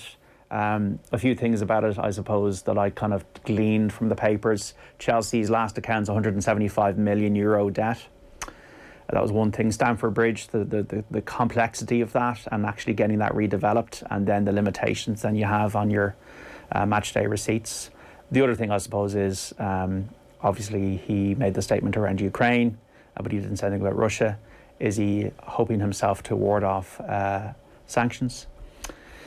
And also, is the club, I don't think there'll be any like a lack of buyers to the club, but is it going to be another Glazer situation where you have a $500 million debt put onto the back of Chelsea? And more importantly, I suppose the bigger question is, they got to rein in the way these football clubs are just being sold to anybody in the Wild West situation. It never has money been so in the spotlight negatively, I don't think, in sport in the last week or two. Yeah, and look, I'm broken record about it. I think there's an opportunity here for a significant change. I'm not in any way confident it's going to happen. I'm very hopeful that somebody might put their head up and say, well, this isn't right. But speaking of money that isn't right, the golf world is aflame as far as the golf world can be aflame. It's funny how the Phil thing is just... Rory killed it. Like, Rory is now ultimately the godfather. Whatever about this money that we're about to talk about, Rory was like, Phil, you're going to have a public flogging, and then, okay, the public flogging is over. He just announced it was finished. Well, Rory came off the top rope like a wrestler on Phil 2 weeks ago, because Rory's been big behind the PGA Tour, and rightly so. And Rory, in a big way, killed the Saudi thing the way he took Phil apart. And then the quotes from yesterday at the Bay Hill press conference, it's almost like he's put an arm around Mickelson's shoulder. He's a benevolent dictator. That's what... It is unfortunate. I think Phil has been a wonderful ambassador for the game of golf, still is a wonderful ambassador for the game of golf. It's unfortunate. A few comments that he thought were making out of confidence or off the record out there and were not used against him, but this whole situation is unfortunate. Look, Phil will be back. I think the players want to see him back. He's done such a wonderful job for the game of golf. He's represented the game of golf very, very well. It's quite the turnaround, isn't it? The entirety of his career. It's like after a couple of weeks of thinking about it, he's not changed his mind. We all make mistakes. We say things we want to take back. No one's different in that regard, but we should be allowed to make mistakes. And we should be allowed to ask for forgiveness and for people to forgive us and move on. Hopefully he comes back at some stage, and he will, and people will welcome him back and glad that he's back. Rory is the third most popular golfer in this PIP thing, which, like, Rory, apart from Tiger and Phil, is the most popular golfer out there. And that PIP, that horrendous thing, I hate it. That player impact program, which effectively is a way of saying for the PGA Tour, we're going to give you extra money, lads, so you don't go to Saudis. Yeah, and Phil before Christmas had tweeted he'd won it. Yeah, like 29th of December, he seemed to reveal that he had won this thing, and that was when, obviously, the 2021 competition was due to end. I'm sorry, we should say this thing is money. This thing is, what it is free money. It's a competition $40 for million. money. Clicks. For influence. Who is the biggest golf influencer amongst the tour pros? Not the most successful. Who is the biggest influencer? It's a way of, like, transferring money from the PGA Tour to the most popular golfers to buy their silence and to stop them from joining up with Saudi Arabia. And it's not even influence. Like, one of the pieces of criteria is Google searches. How many times the player's name is searched for? Players will only receive credit for searches related to them. So Adam Scott won't benefit simply from having the same name as the actor. That's the Golf Digest reference last year. Tiger Woods was in a car crash last year. What do you think that's going to do to his PIP score? It's going to send it through the bloody roof. $8 million he got out of it. What are you going to do? I mean, if you're a golfer, I don't know. But Tiger Woods will be. But Tiger Woods, because he's Tiger Woods, every year will be. I would say that I wouldn't have been in the mood for searching Tiger Woods overly last year, and then Tiger Woods was at death's door, so I googled Tiger Woods to see is Tiger Woods going to die? Give him money, or it's your fault. And this is why he's won this thing. Like, I'm sure he's still relatively popular. If anything, the Saudi Arabia thing should have actually increased. Well, but Brooks and Bryson, they must be so disappointed. I mean, they're going to have to try and find. Where did they finish? No, Rory came third, Phil came second, and Tiger came first. I have it here because I was moaning about it yesterday. $9 million for Bryson Tiger. finished fifth and Brooks eighth.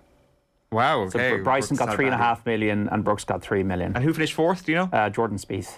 Wow. Once again, had a quiet year last year. But it just, to me, it's like these are all the most popular guys in the game are the people who have ended up at the top. So I don't think actually what you do, like Patrick Cantlay, I think, is possibly the best golfer in the world at the moment, and he was way down the list, which is good because he'd be under the radar. You can throw a blanket over a lot of those lads in terms of, like, who the hell they are.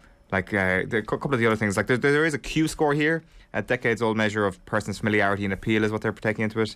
How often a player is featured on the television broadcast is one. So I guess that maybe feeds into golf a little bit. I mean, golf is on television. Look, that's. I mean, that it's. Can we get an OTB pip?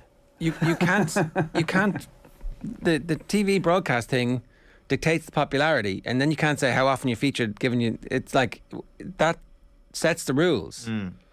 You're screwed unless you're on the TV broadcast, and you can't win this thing unless you're on the TV broadcast, and so therefore it's just like, and then you win this thing, you're going to be on the TV broadcast more. Imagine if they had Pip in like 2009, like the most miserable year of Tiger Woods' life, and it's like, congratulations, you've been on the news an awful lot this year, and they come with this massive check as he's like hovering over his dishevelled reputation, trying to like come back to some sort of life, and he's like, thank you for $8 million.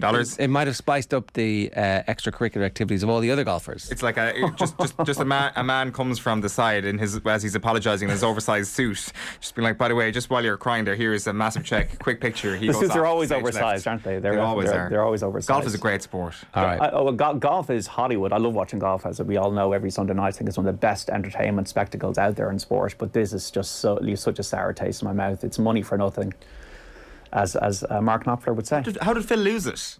What happened? Tiger Woods. Tiger Woods will get this every year because Tiger Woods. But hang on, you're a U-turn. You're making the point that actually he was told he won it. He was clearly told that he won it, and then as you can see, Tiger quote tweeted Phil from last year. Phil was like, "I'd like to thank all the crazies and real supporters for helping me win the PIP to get the second half of the money I have to add an event I haven't played in a while. See you in Kapalua. P.S. I'll try find another hot controversial topic soon," which was a fairly prophetic tweet from Phil Mickelson at the end of last year, and then Tiger Woods quote tweeted it yesterday, being like, "Whoops."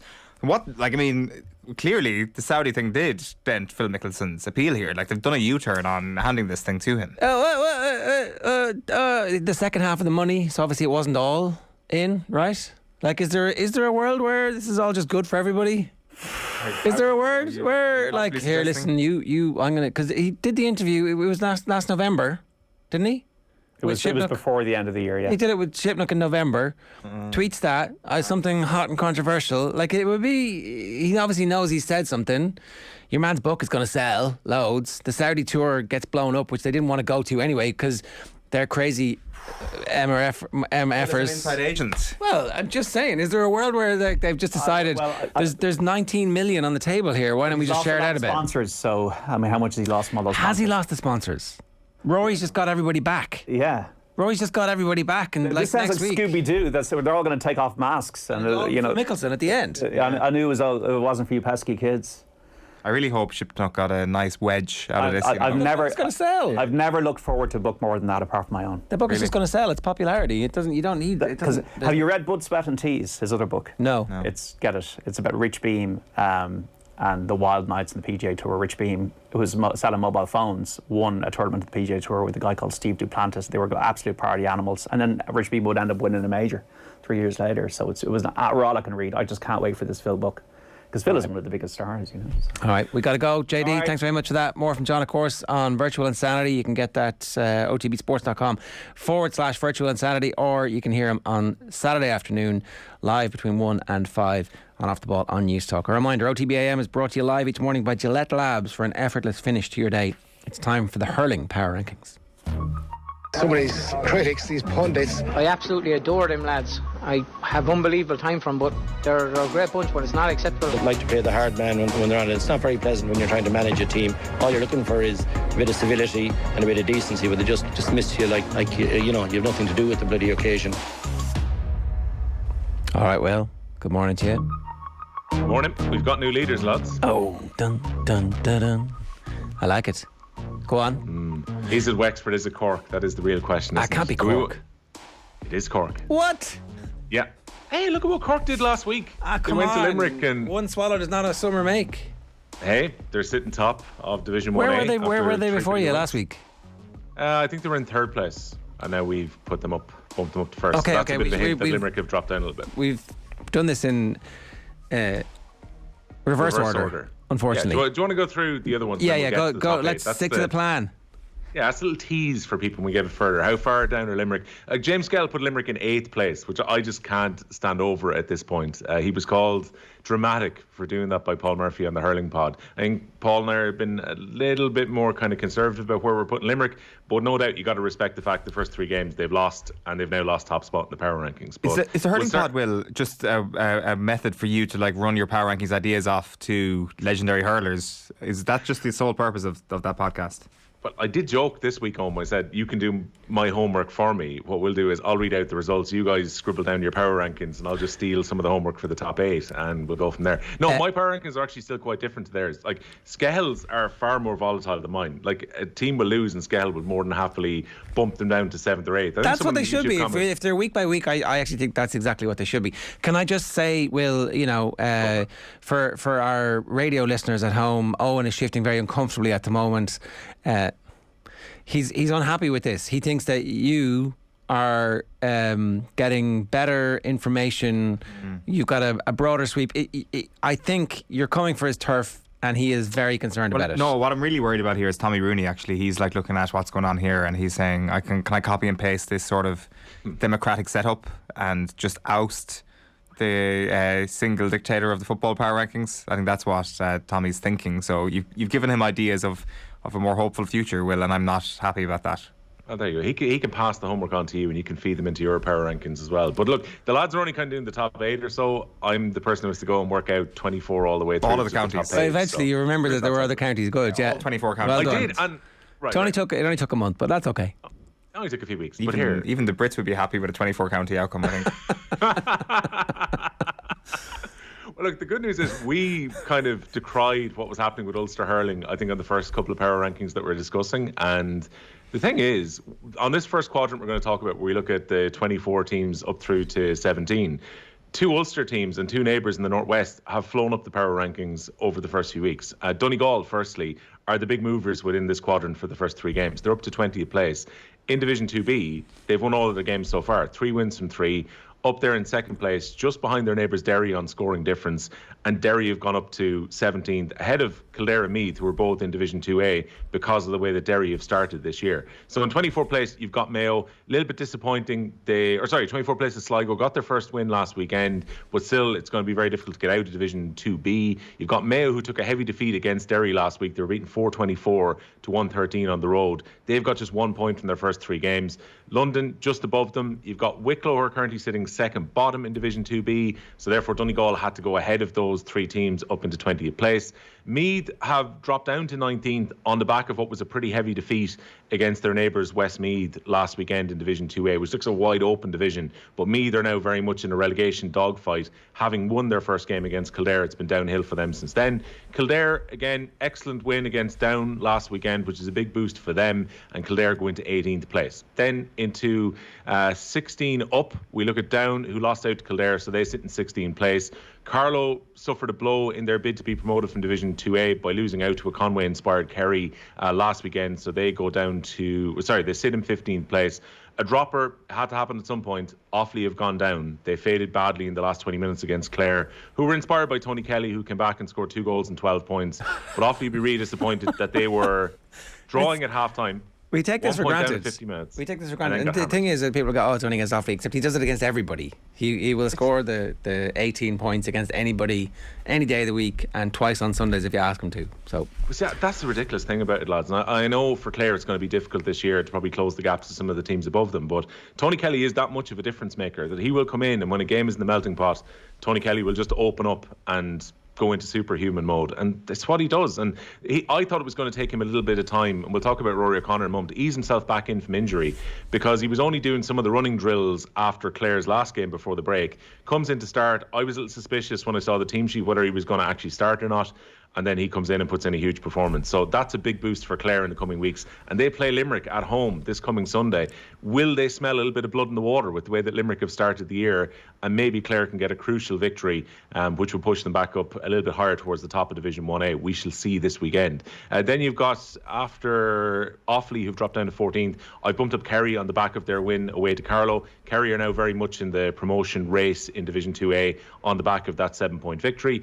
Westmeath beat Meath A couple of goals scored by Niall Mitchell during the game. They seem to be moving quite well again after their shock defeat against Carlow in the second round. If they win at home against Down on Sunday, which they'd be expected to do, they'll be very much on course to go to the Division 2A final, and they could make a swift return back to Division 1.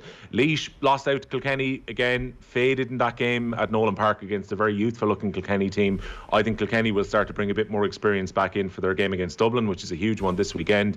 But Laois have got probably one of the games of the weekend. They're on the TV. We have seen so little of Antrim so far, which has felt really disrespectful, because Antrim gave Kilkenny a good rattle, gave Dublin a very good game in Corrigan Park, and almost beat Waterford at the weekend, who were up towards the top of these power rankings. And Neil McManus' penalty is tipped over the crossbar with the very last play of the game. That could have been a famous Antrim win. You put your house on him.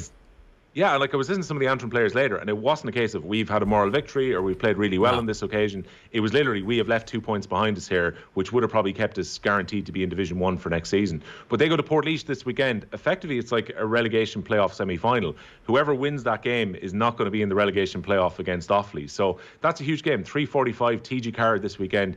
I think it's a really good TV pick from them. When there were other games that may have been tempting on Sunday, they've picked a game with huge stakes at the wrong end of the table in Division 1B. So we'll see where both Laois and Antrim are probably at the end of this weekend. They sit currently 11th, 10th place. 9th, I've kept Clare there. Already mentioned Tony Kelly's heroics. They're up and running with a win, which is probably morale boosting with the way the season has started. Away to Offaly last week. They'll feel they just about got the job done, but they'll probably be a bit concerned they left Offaly in the game for as long as they did, and they play against their neighbours Limerick this weekend. That brings us to the front page then of our top 8, and I've put Kilkenny in 8th place once again. They beat Laois, which probably would have been the expectation. The feeling is, talking to Paul Murphy about it, that Kilkenny are going about their work very quietly. It looks, from what Brian Cody said last weekend, that some of the Ballyhale players, but not TJ Reid, will be back for their game at Parnell Park this weekend. You know, Kilkenny win that game, they put themselves in a chance of getting to a league semi-final.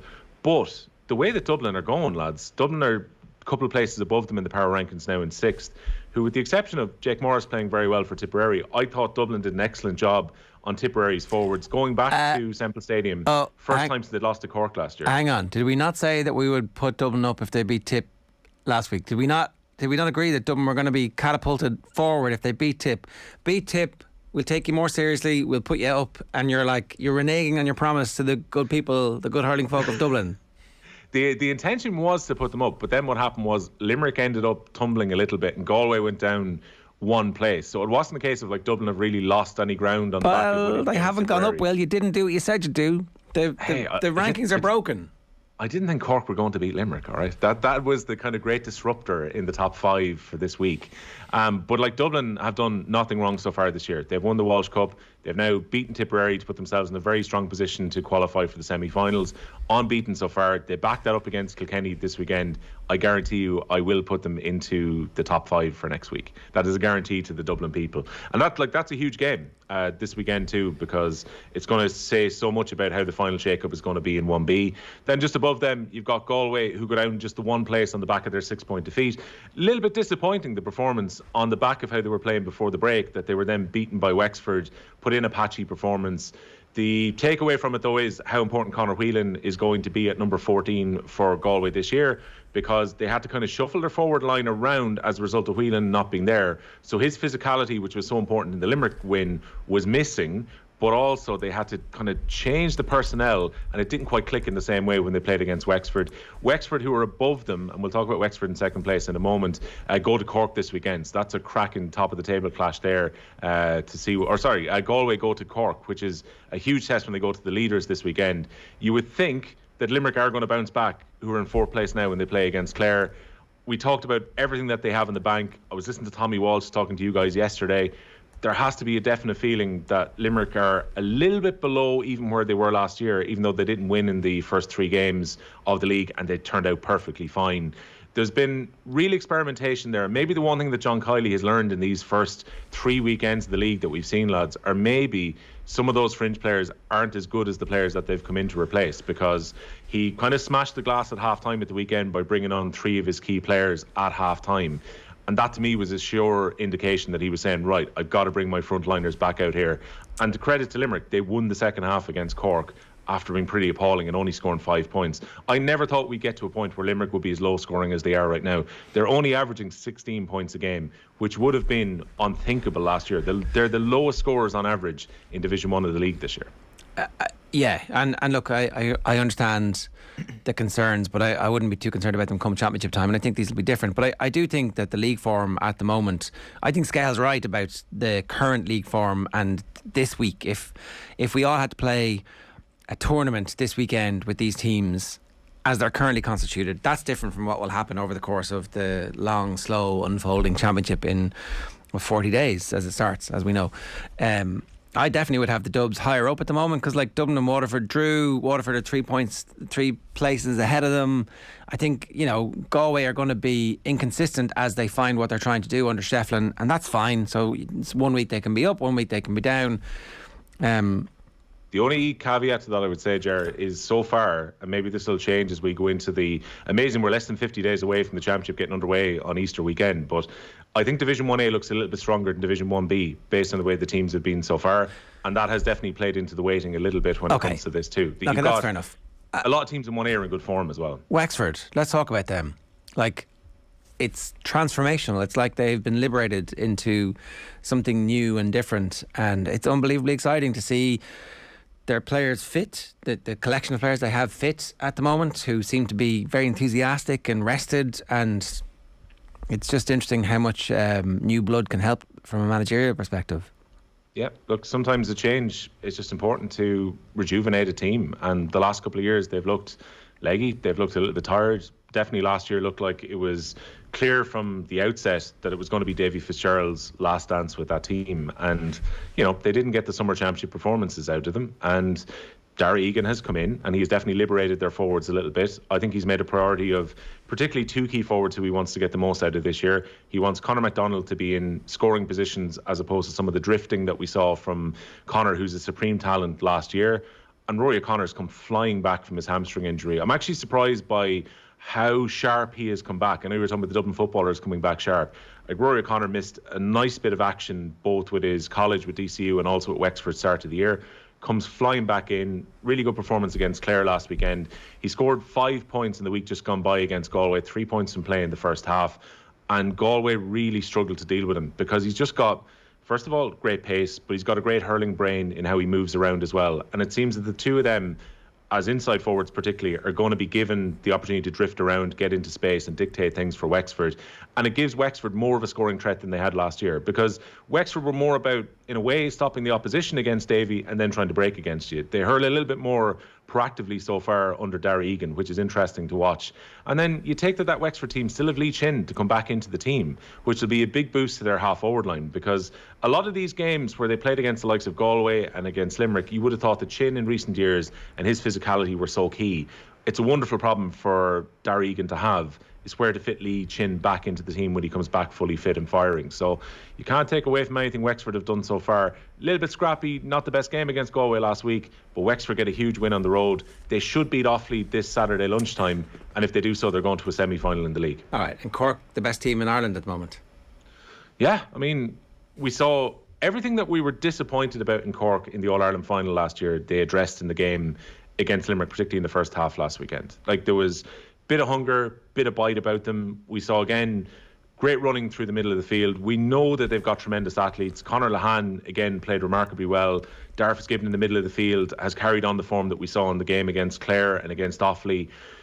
Like, their goalkeeper was being used, if anyone wants to watch the hurling pod, we've got a good breakdown with Scahill about this, as effectively a 15th outfield player last week. The Cork were happy enough on, I think it was 11 different occasions, they recycled the ball back to their goalkeeper and worked the ball back out from the back. So to do that against a Limerick team who are usually very good at pressing up on the opposition as well, showed a bravery about Kingston's side. Shane Kingston got 2 goals before he was sent off. The settings off kind of changed the course of the game a little bit, but the way that Cork hurled in that first half, the way that they put Clare to the sword in the first game, this Cork team are moving really, really well so far, Ger. I know you've got your scepticism about them, but I don't really. I think their red tide is rising, as we've been talking about in the show for years, but it has to just get there at some point. Well, can I ask, do you think there is a chance that the magnitude of the defeat in the All-Ireland final last year was just one of those freak occurrences. Not freak is probably too strong, but just one of those things. Of course, Limerick are the best team in the country. They were certainly better than Cork on the day, but the way they beat them that day, I think we kind of came away from that thinking, right, this red tide, that's going to take years rather than months for that to actually come good and for them to potentially win an All-Ireland final. Do you think that they're actually a lot closer, even if you rewind the clocks to last year, between these two teams? The gap is a bit smaller between these two teams than we thought. Yeah, maybe. I mean, it's one of those things, you can read an awful lot into a 70-minute performance when it came to the All-Ireland final last year. And to give Limerick their credit, they sparkled in that All-Ireland final. They just moved the ball around and they took scores at will, and playing in a way that they really haven't been playing as freely this year so far in the first 3 games. But Cork answered so many of those questions on. I think what would have annoyed a lot of Cork supporters last year is they went down without a fight in that All-Ireland final at all. There wasn't enough tackling. There wasn't enough of that kind of edge and grit that we saw on the Gaelic grounds, particularly in the first half last weekend. They hit a lot of wides. The confidence drain from the team, nothing they could do was working, and in the meantime, 3 balls into the forward line, 3 goals. This game's over, you know? Yeah, and look, the other thing about this week, Kieran Joyce has been a big addition to the Cork team too, but I was incredibly impressed by how, at this stage, Patrick Horgan is starting to play too, where we've had so long that he had to be the Tony Kelly-like figure that we talked about with Clare, where Horgan was shouldering all of the responsibility scoring-wise. He was actually more than happy to be a bit of an instigator in the attacks last week, making off the ball running, where players were just running from deep, which made it very difficult for Limerick to actually contain them because there were so many threats from Cork during the game. I accept, look, this weekend we might say, hey, Cork have lost out against Galway at Páirc Uí Chaoimh and we need to drop them back down to 2nd or 3rd position. But I think no one watching these hurling rankings right now can't be impressed by what Cork have done so far. All right, last question for you. Mark wants to know, did we ever find out who was at the start asking about these critics, these pundits? Yeah, it's Liam Kearns. There you go. It's Liam Kearns. I remember that infamous interview after he was the Laois manager at the time. Why do you remember it? Because I was broadcasting, I'm pretty sure I was presenting on Midlands 103 at the time, and it went out, maybe not live, but pretty much as live. I think it was a case of the commentary kit may well have been down there, and Liam Kearns was very, very annoyed at the media, and particularly I think some of the local media after the game. You were the critic, you were the pundit. Right. Thankfully, I don't think it was me. I think Liam and I actually got on fairly well, but I think he took umbrage with our commentator at the time, deliberately got his name wrong when having a go at him as well. What was pretty ice cold stuff from Liam. What was the general? Without wandering into any difficult areas here, what was the general tone of the criticism that had so pissed him off? I think Liam was unhappy because I think he felt that some of the Laois media at the time were holding the team to the standard that they were at a few years previously under Micko, where they were contesting for Leinster Championships and they were in All-Ireland quarterfinals, and the team was in a bit of a rebuild from the 2003 team at the time. But yet I think the feeling was that some of the local media had written that they felt the team was underperforming under Liam Kearns. Right. Can't remember the exact game they lost, but I'm pretty sure that was a qualifier maybe in Carlow that night. And yeah, he decided to have a hit back at the critics. And he might have been right. He might have been right. Look, it's been a long dark age. What have Laois done since? What have Laois really done in the last kind of 10 years or so? The Kildare Offaly pincer movement, shitting on Laois football is something that we're not really supposed to do in public. Will this is our off-air material? Yeah, well, look, they got to a couple of Leinster finals where they lost out to Dublin quite comfortably in recent times. But other than that, realistically, we all did that. We've all lost to Dublin at some point, yeah. But right. But realistically, the Laois footballers, I think at that time, I think Liam was actually right that they were on a downward spiral. But the expectations were up, Jerry. You remember, Laois had won minors All Ireland and had been very competitive at under 21. Did Laois win a minor All Ireland? They never talk about it. No, I've never heard it mentioned before. I think it may well have played into that 2003 Leinster team. But yeah, they were, the tails were up and expectations maybe were a bit higher than what was proven in the subsequent years. Yeah. Well, good stuff. That's this week's Power Rankings. Cheers, lads. I absolutely adore them lads. I have unbelievable time for them, but they're a great bunch, but it's not acceptable. Here's what's on OTB Sports Radio for you today. You can get this on smart speaker, by the way. You just say, Alexa, play OTB Sports Radio, or does it work with Siri? I presume it does. Is that how that works? I'm not used to the Apple ecosystem. But anyway, OTB Gold is Jerry Eisenberg talking about Muhammad Ali at 1 o'clock. It's great stuff. Leaders' Questions with Stuart Lancaster is our leadership series. Our retro panel is How Far Does Doping Go? The answer is pretty far. OTB Gold is Declan Murphy, the jockey, talking about his career as a really good flat jockey, but who recovered from a traumatic brain injury. And that book was called Centaurs. Sensational stuff. And then the show with Nathan tonight from 7 o'clock will obviously have John Giles and plenty more analysis and reaction to everything that's going on in the world of sport as well. But up next this morning, Jason Quigley joins us to talk about a new documentary about him and his world title fight called Lift Your Heels. OTB AM on OTB Sports Radio, Ireland's first and only sports radio station. Newspapers have called it the greatest club game ever. Munster legends Alan Quinlan and Niamh Briggs are joining forces to bring you all the latest analysis, news, interviews and so much more. The strength of Munster rugby has always been the big boys up front. There's a lot of pressure on these guys continuously. I'm actually really excited for it. The Red 78 with Alan Quinlan and Niamh Briggs. Available every Wednesday. Don't miss a moment of action. Subscribe to the rugby channel on the OTB Sports app and turn on your notifications now. FBD Insurance knows this sound spells trouble for van drivers. But if you're an existing FBD customer, you'll get 15% off a new van insurance policy. It's how we're keeping you and your van on the road. Visit fbd.ie or contact your local branch. FBD Insurance. Support. It's what we do. Terms and conditions apply. 15% discount available on new commercial motor policies only when an existing FBD farm, business, car or home policy is in place. FBD Insurance Group Limited, trading as FBD Insurance, is regulated by the Central Bank of Ireland. Commercial motor insurance is underwritten by FBD Insurance PLC. OTB AM. With Gillette. Get into your flow with the new Gillette Labs razor with exfoliating bar. 14 minutes past 9 this morning. You're very welcome along to OTB AM. If you want to get in touch with us, you can get us on 0879 180 180. That's the WhatsApp number. Or, of course, you can always get us on the YouTube comments, youtube.com/offtheball. Now, Lift Your Heels is the story of Irish boxer Jason Quigley's journey to a world title fight, and it airs next Thursday, the 10th of March, at 10:30 on Virgin Media 2. So that's this day week. It was commissioned by Labrooks. The documentary will also be available to watch on the Virgin Media player. And I'm delighted to say Jason Quigley is with us this morning. Jason, welcome back. How are you? Thanks. Yeah, good. The decision to allow the cameras in for this in advance of the world title fight, was that a fairly obvious thing for you to do, that you wanted to make sure that you had a record and that you were going to be able to get your story across in the build-up to the title fight? Yeah, I think it was... I think it was a no-brainer, to be honest. You know, I think it was something that it's going to be one of the highlights of my life, my career, fighting for a world title, and to allow the cameras in behind the scenes and to follow my journey. And, you know, something that I'm not so used with is kind of coming into my personal life as well, which was interesting for me. And I was very welcoming of it, and I really enjoyed it also. We always use the word interesting as like a proxy for a pain in the hole. So,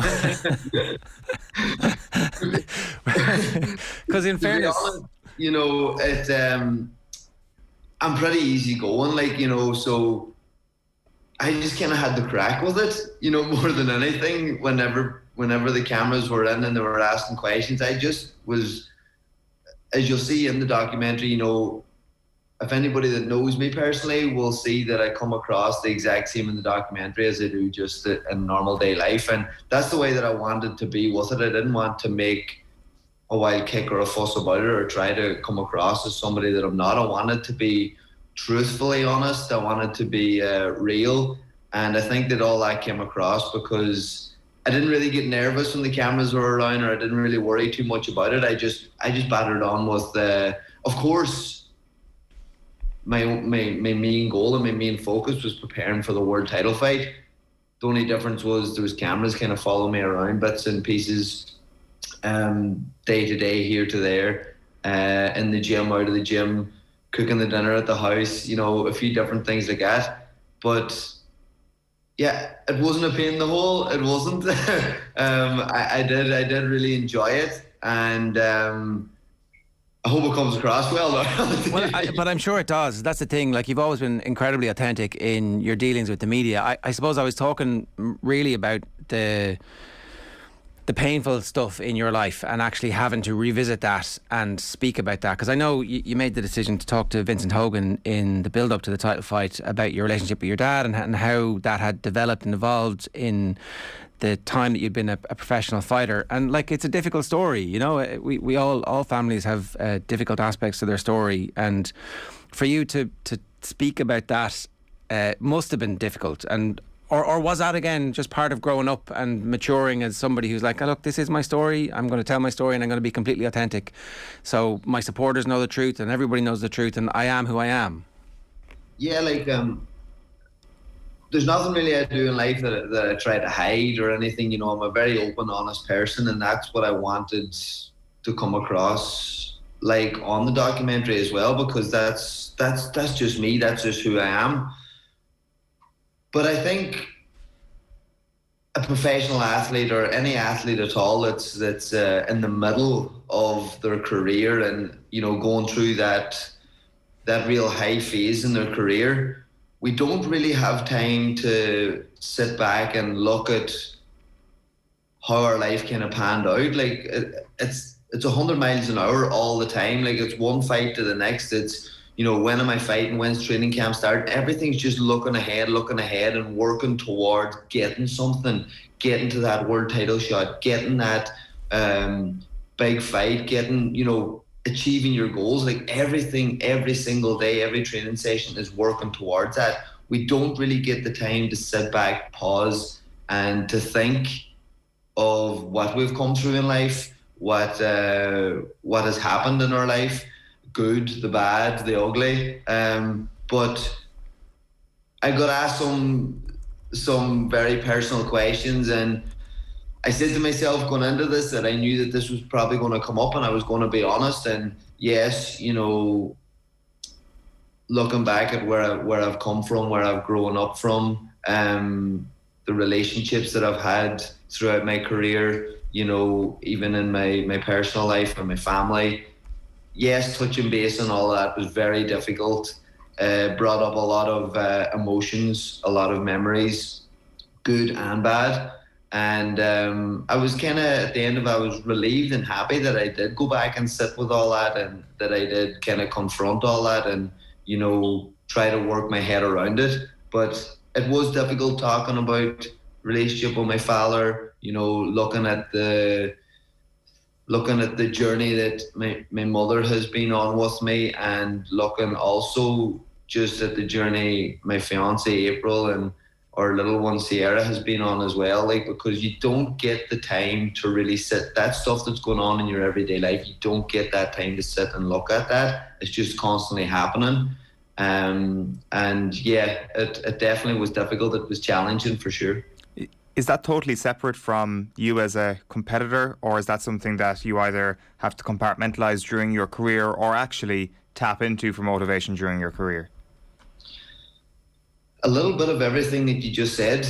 I think, you know, to be a boxer, you kind of have to have a split personality. You need to be able to, like when you get into the ring, if you're a friendly person, you can't be a friendly person when you get into the ring. Like, it's two lads going in to knock the head of each other, and, you know, you need that switch where you kind of change person, you know, really. And that's the blunt of it. Like, you have to, anybody that knows me, and they'll know that I'm a very kind of welcoming person. I chat, I have fun with anybody and whoever. You know, I wouldn't be a very shy person. I'd be out there open and friendly, I think. You know, other people might have a different opinion, but whenever you get into the ring and whenever you're coming face to face to fighting somebody, you have to change that mindset. You have to become more ruthless, more vicious, more dogged in your approach to the fight, and then that feeds off into your kind of personal life as well a little bit, getting closer to the fight. The decision to talk about these things isn't one that just affects you as well. It obviously affects the people you're talking about. Was there a response from your family to the piece you did with Vincent Hogan, where you spoke about your relationship with your dad? How are things now? Well, we'll find out whenever it's out on the TV. But yeah, this has crossed my mind. You know, I'm hoping that won't cause any issues or anything like that there, you know, because I've been honest. And, you know, me and my father, we've went through periods where we talk, where we don't talk.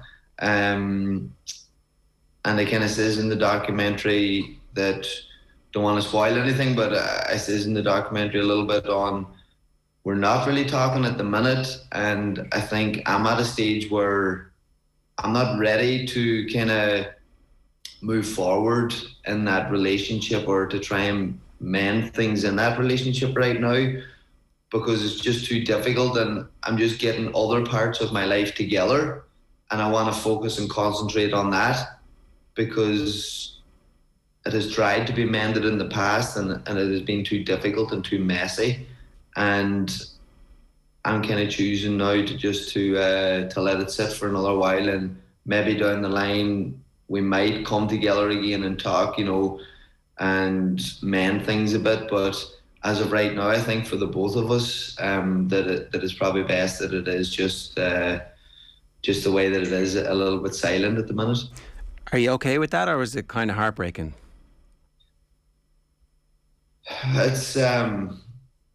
It's difficult. Like, don't get me wrong. It definitely is difficult, because anybody who knows my boxing career, early on in my career, it has been my father has been a massive part of my career.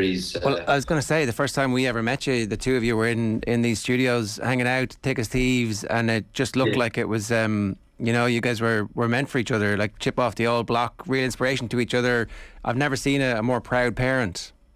100%. Like, and even though me and my father have fallen out and we don't really speak at the minute, I couldn't say a bad word about him. Like, you know, everything that he has done for me in my career has really helped me and molded me to the person that I am today, and I have been forever grateful for that. But then I think as a lot of sports people will know, that when parents are involved with the athlete, the boxer, the footballer, whatever it shall be, things can get complicated, things can get a bit intense. And, you know, me growing through my career I was a young kid, and, you know, you always kind of listen to your father, and your father's your idol. And then, you know, I start becoming an adult then, and I have my own life to live. You know, I have my own family then, kind of, you know, a different part of family. And I started living that life as well. And, you know, sometimes that can make things a little bit complicated. And that's kind of where things probably went a wee bit, you know, a wee bit rocky then. And I was just growing up. I was starting to become my own person. And I think my father maybe still thought that I was that young child, that a teenager that kind of needed taught everything and needed told everything. Whereas I'm a very disciplined person, train hard, do everything inside and outside the gym correctly. And, you know, there was a little bit of knocking heads there, which it doesn't matter if a son and a father is that close in sport as well as personal life. Fathers and sons usually always knock heads at some stage. But I think because me and my father were so very close, it was a little bit more of a bigger deal. And as I said of right now, you know, I'm very grateful for everything that my father has done for me. Part of the reason why I'm the person that I am today. But, you know, there was a lot of things that went on as well that might have affected me in a negative way, that I'm just not looking to step back into that kind of environment or atmosphere yet, until that environment and atmosphere is fixed and is a lot better than what it was. So as of right now, I need to look after myself and my family and my fiance and our little one. You know, that to me is the most important thing right now, of being 100% happy, which over the last couple of years I have become massively, and so happy in life and so happy with everything going on. And my father's situation is such a big thing that, yes, I'm probably a little bit afraid to step back and to talk about that and to kind of get back into that not toxic environment, but to get back into that maybe challenging environment where emotions and things are kind of a little bit all over the place. It isn't balanced. But yeah, we have a lot of things to work out, and I just don't think now is the right time to do that. I think maybe future down the line, whenever we're a little bit more settled in life. Yeah, and I think that sounds like a very mature thing to do, to get your own house literally and metaphorically in order so that you're able to deal with whatever emotional trauma is coming. 100%, because was a lot of emotional trauma there, and you know, as any kid wants to do, always wants to please his father, and you know, you always look up to your father and things like that, and that was just something that was very difficult for me, and you know, maybe caused a lot of anxiety, a lot of stress, a lot of pressure on me, and yeah, it was just it was an environment that wasn't very comfortable for me and that I didn't really enjoy. Leading more when I came to my 20s, late teens, early 20s, because I was starting to become a man. I was a lot freer. I was living my own life then, whereas I felt still a little bit smothered in certain aspects of my life by the coach-father situation, not being able to kind of divide that or not be able to separate that. And it was kind of difficult just to have a relationship as a father and son. It was kind of probably wasn't existing at all, that kind of relationship, and that was probably what I wanted more rather than a boxer coach. This speaks a lot to people's identity as sports people, and you guys always need to tread that line between living your life, particularly the boxer, where if you lead a lifestyle that prevents you from training as often as you need to train to be ready for whenever the fights arrive, then you're not going to be able to do yourself justice. So how do you separate who you are as a man from who you are as a professional and your job? And like it's impossible, particularly when you're striving to make it. If you were to go back, is there any advice you'd give yourself about like having an exterior life to the boxer that Jason Quigley is? Because that's your business, but then you also just have to have this relationship with your fiance and your daughter and your mum and your dad. At some point, you're going to want that relationship. You know, I think anybody successful is a strange word, okay? Because people look at success as in, for boxers, world title belts, you know, footballers, trophies, signing with these big teams. And, you know, people look at that as success. Whereas to me now, in this stage of my life, my success is happiness, contentment, because anybody that goes and reaches serious heights in their career, inside or out of sport, there is so much heartache, there is so much hard times come along with that. There's so many people out there, you see big business people and, you know, high sports athletes that maybe miss the first couple of years of their child's life, that maybe miss family functions. And yes, these are the sacrifices that you have to make and that we are willing to make to be successful. But there sometimes comes a stage in your career where you're like, what's important to me? What means the most to me now?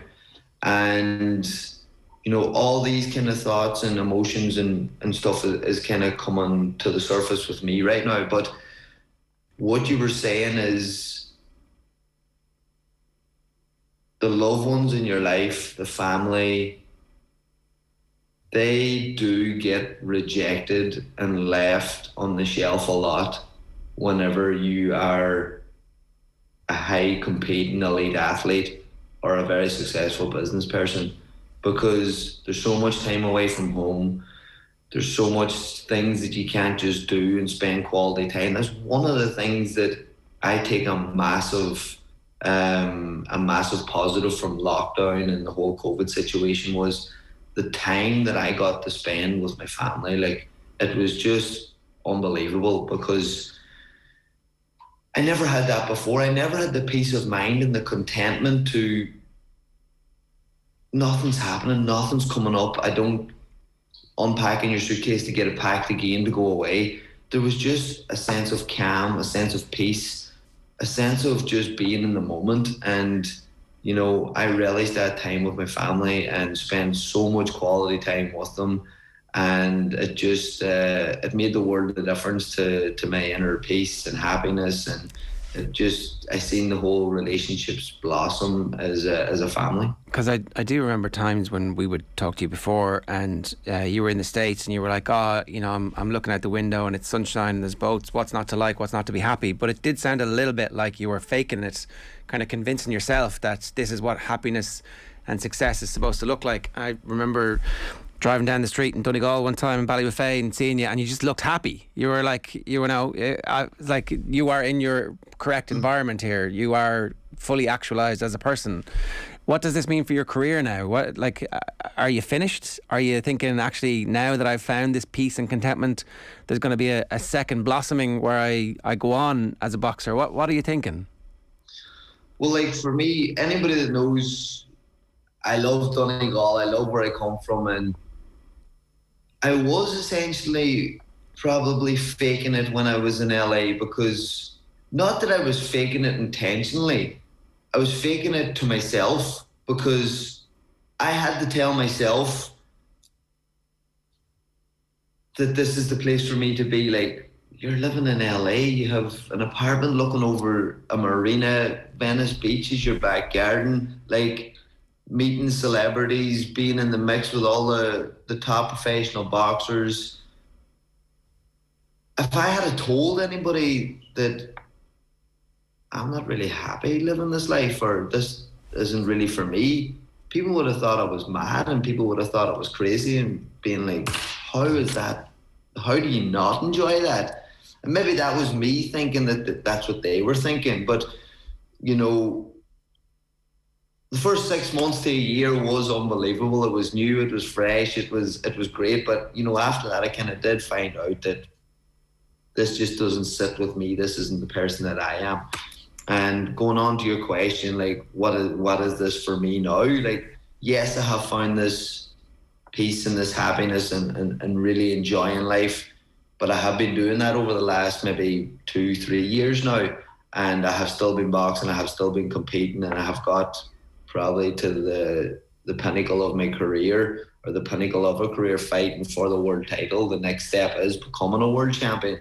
But I really enjoyed that journey. I enjoyed that process, and I was happy doing that, working with Andy in Dublin majority of the time, and then maybe we'll go away for camp, whether it's over to Fury's camp. So it's something that I have to sit with right now. It's something that I'm obviously still in the process of recovery with the jaw. I just got my plates out 2 weeks ago. So that was another surgery that I had to get done. I got 2 plates in here and here, and I got those plates removed, which was the exact same surgery, but just removing them.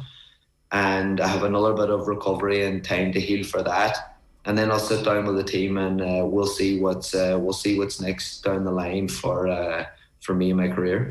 Are you thinking about a life after boxing anyway? Like, are you putting down roots and a security blanket so that the eggs aren't all just in the fighting game for the foreseeable future? Because, you know, you start thinking about kids and your responsibility to them and your family, as you've talked about. Like, you'll have to provide for them after the boxing game is over, and you'll want to do stuff on a day-to-day basis because you're obviously clearly an active person. So are you thinking about that? Yeah, I think I finally become an adult, I suppose. Once you start thinking like that, you start realising that you're an adult and that you have responsibilities.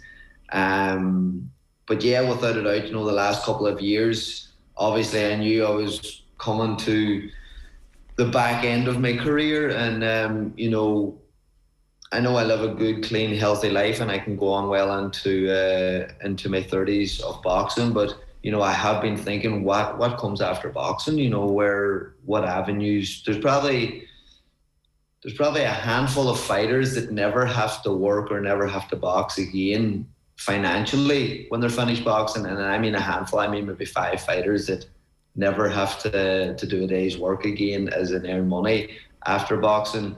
So every boxer needs to look at what's after boxing. And for me, yes, I have been looking at it. And over the last couple of years, you know, it was actually Jerry Hussey that helped me, you know, start planning that and start realising that boxing doesn't last forever, and, you know, start making that separate identity, that you're not just Jason Quigley, a boxer, you're Jason Quigley, whatever you want to be. And that really helped me mentally and in my way of looking at my life after boxing, because since 10 years of age, anybody mentions Jason Quigley, it's, oh, that's the boxer. You know, that is my identity. And that's something scary to walk away from as well, because that's all I've known for 20 years. And that's all that people kind of know me for is 20 years. So what I have been thinking, and firstly, I've been looking, what would I like to do? What would I enjoy? And what could I give back to the world after boxing? And anybody, as I've been saying, knows I've been on here and I've been talking before about going through hard times, going through dark times. And I'm someone now that is at the other side of that. And I'm someone that is so grateful and so happy in myself that I have come to the other side of that. And, you know, being down in the dumps, being very under the weather, and, you know, just not being happy in life is such a scary thing. But it's such a simple thing as well to get over whenever you have the right people talking to you, the right people around you, and being in the right environment. And that is something that I'd be very passionate about after boxing, is helping people live a good lifestyle, live a happy lifestyle, a healthy lifestyle, keep in shape, eat well, you know, all these simple things. I always thought growing up that getting a massive big house, driving a Lamborghini, doing all this kind of stuff would make me happy. But those things only last a short period of time. It's about finding the inner peace and the inner happiness inside of you. And that's something as well that Jerry Hussey and his wife Miriam have really helped me with over the last couple of years, is just finding that happiness inside of me. And now I want to be able to give back after boxing to people and help them, show them that you don't have to be depressed, you don't have to be upset, you don't have to be anxious about things. Yes, these things are going to continue to keep coming up in life. We're going to be throwing challenges. It's not you're going to be living in cloud nine for the rest of your life. But we're more prepared now to deal with those situations, to get through those situations, to manage those situations, and at the end of it, be happy and be proud of yourself for getting over those hurdles and getting to a place in your life that you're happy majority of the time, and any issues or any problems come along, that you can deal with those and you can manage those. Teaching people to be resilient is an amazing thing to be able to do, and your backstory is going to be a brilliant example for you to pull on whenever you get there. So whatever happens in the ring and out of the ring, there's obviously loads more in this story, Jason. We wish you the very best with it, and we're really looking forward to seeing the documentary next week as well. 100%. Thanks for having me on, and thanks to my team, Phil at Swish Films for making this documentary, Ladbrokes for putting it all together as well, and my family and team and all around me. It's been a great journey, and as you says, this is the start now maybe of the second chapter of the journey. But thanks very much for having me on. Well, we'll be there for it as well, Jason. Thanks a million. Cheers. Take care. Cheers. So that documentary airs next Thursday night, the 10th of March at 10:30. It's called Lift Your Heels, and it's obviously about Jason Quigley's journey to a world title fight on Virgin Media 2. It is 9:42. We went a bit later on that than we were supposed to, but it was definitely worth it. OTB AM is brought to you live each morning by Gillette Labs for an effortless finish to your day.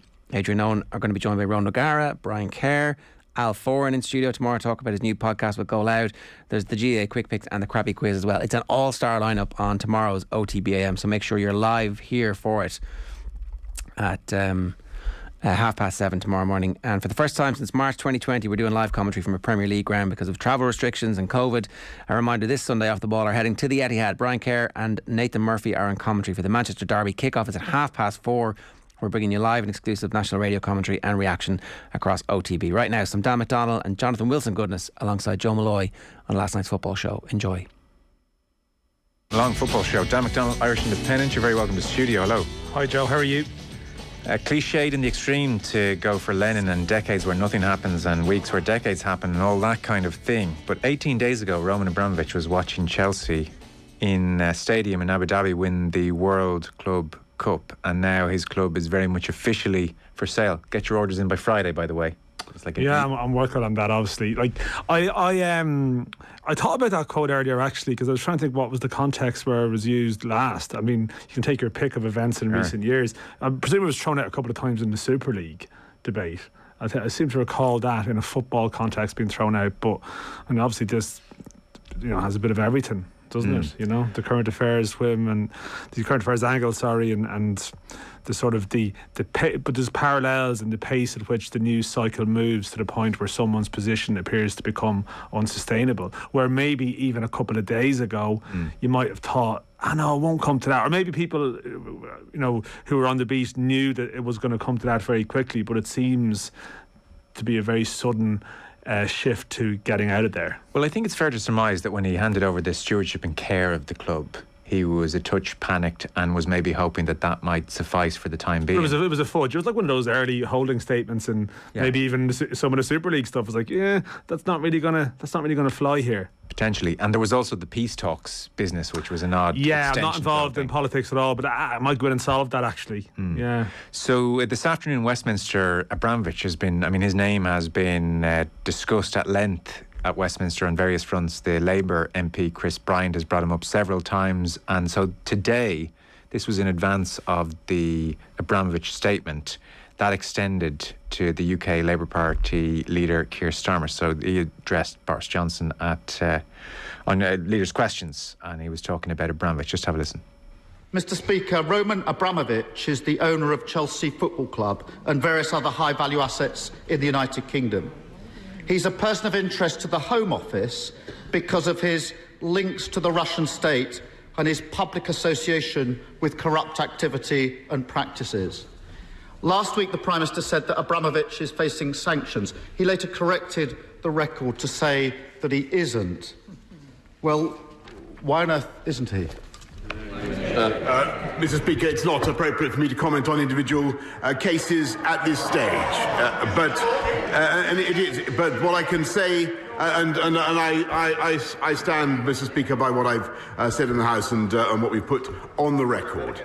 But be in no doubt that the actions that we've already taken, that this House has already taken, are having an effect in Moscow. And by exposing the ownership of properties of companies in the way that we are, by sanctioning 275 individuals, already a further 100 last week, the impact is being felt. So then the Abramovich statement lands this evening. I'll bring in Jonathan Wilson in just a moment, but I'm sure lots of you maybe haven't had a chance to see the statement, and it's very much Roman Abramovich in the first person. I would like to address the speculation in media over the past few days in relation to my ownership of Chelsea FC. As I've stated before, I've always taken decisions with the club's best interest at heart. In the current situation, I've therefore taken the decision to sell the club, as I believe this is in the best interest of the club, the fans, the employees, as well as the club sponsors and partners. The sale of the club will not be fast-tracked, but will follow due process. Then he says, I will not be asking for any loans to be repaid. Now we're talking here an estimated 1.5 billion. So he says, I will not be asking for any loans to be repaid. This has never been about business nor money for me, but about pure passion for the game and club. Moreover, I've instructed my team to set up a charitable foundation where all net proceeds from the sale will be donated. The foundation will be for the benefit of all victims of the war in Ukraine. This includes providing critical funds towards the urgent and immediate needs of victims, as well as supporting the long-term work of recovery. Please know that this has been an incredibly difficult decision to make, and it pains me to part with the club in this manner. However, I do believe this is in the best interest of the club. I hope I will be able to visit Stamford Bridge one last time to say goodbye to all of you in person. It's been the privilege of a lifetime to be part of Chelsea FC, and I'm proud of all our joint achievements. Chelsea Football Club and its supporters will always be in my heart. Thank you, Roman. End of statement. I think you picked up earlier on the line on the victims of the war in Ukraine, the phrasing of that, which obviously would extend to Russian soldiers. I would have thought so. Yeah, I would have thought it's a carefully crafted statement. I'm not sure. I mean, it seems like obviously from Chelsea fans, I mean, you do understand this. I mean, that there's an outpouring of support or love from him, and I know. I mean, I know what the counterpoint to that is, but I do understand why some Chelsea fans will be responding in a sort of placing him on a pedestal type of way, just because of his era and where it propelled the club, and that's just the nature of fandom and where it goes. I'm not sure at the moment how people would feel about the optics of a Russian with pretty strong links to Putin and so on, being on a football pitch in London saying goodbye to the fans with sort of 40,000+ people cheering his name. I'm not sure he's going to get that in the short term future, I would have thought. Yeah. The Labour MP who's really led the fight in this over the past week, Chris Bryant, gave his reaction. He said, "This all feels like a desperate attempt to save face and save himself from being sanctioned. All he really needs to do is go on telly and say, Vladimir, take the Russian tanks back home, and do it now." Very happy to bring in Jonathan Wilson. Evening, Jonathan. Evening, how are you doing? Yeah, very well. Extraordinary developments. Obviously, he bought this club for 140 million. There's talk of 2 to 3 billion. Who knows? I wouldn't think he has much leverage right now. When he says he's written off the 1.5 billion of loans he's made to the club, and net proceeds will go to this newly founded foundation, I presume that 1.5 billion of loans being written off, that's not coming out of the net proceeds from this sale. Is that your reading of it? It would be mine. I mean, to be honest, I don't know. I think it's a very vague statement. Yeah. So we're not even sure he's talking about that 1.5 billion. We assume it is, because what other loans have there been? So yeah, it's not entirely clear, but we assume the 1.5 billion. And then what does net proceeds mean? Does that mean he takes his 140 million back? Which, to be honest, if you're getting 3 billion for it, seems like, what's the point of giving up 140 million? You might as well give it all up. 140 million in 2003 obviously is worth a lot more today. So would he take that? I've got no idea what net proceeds means.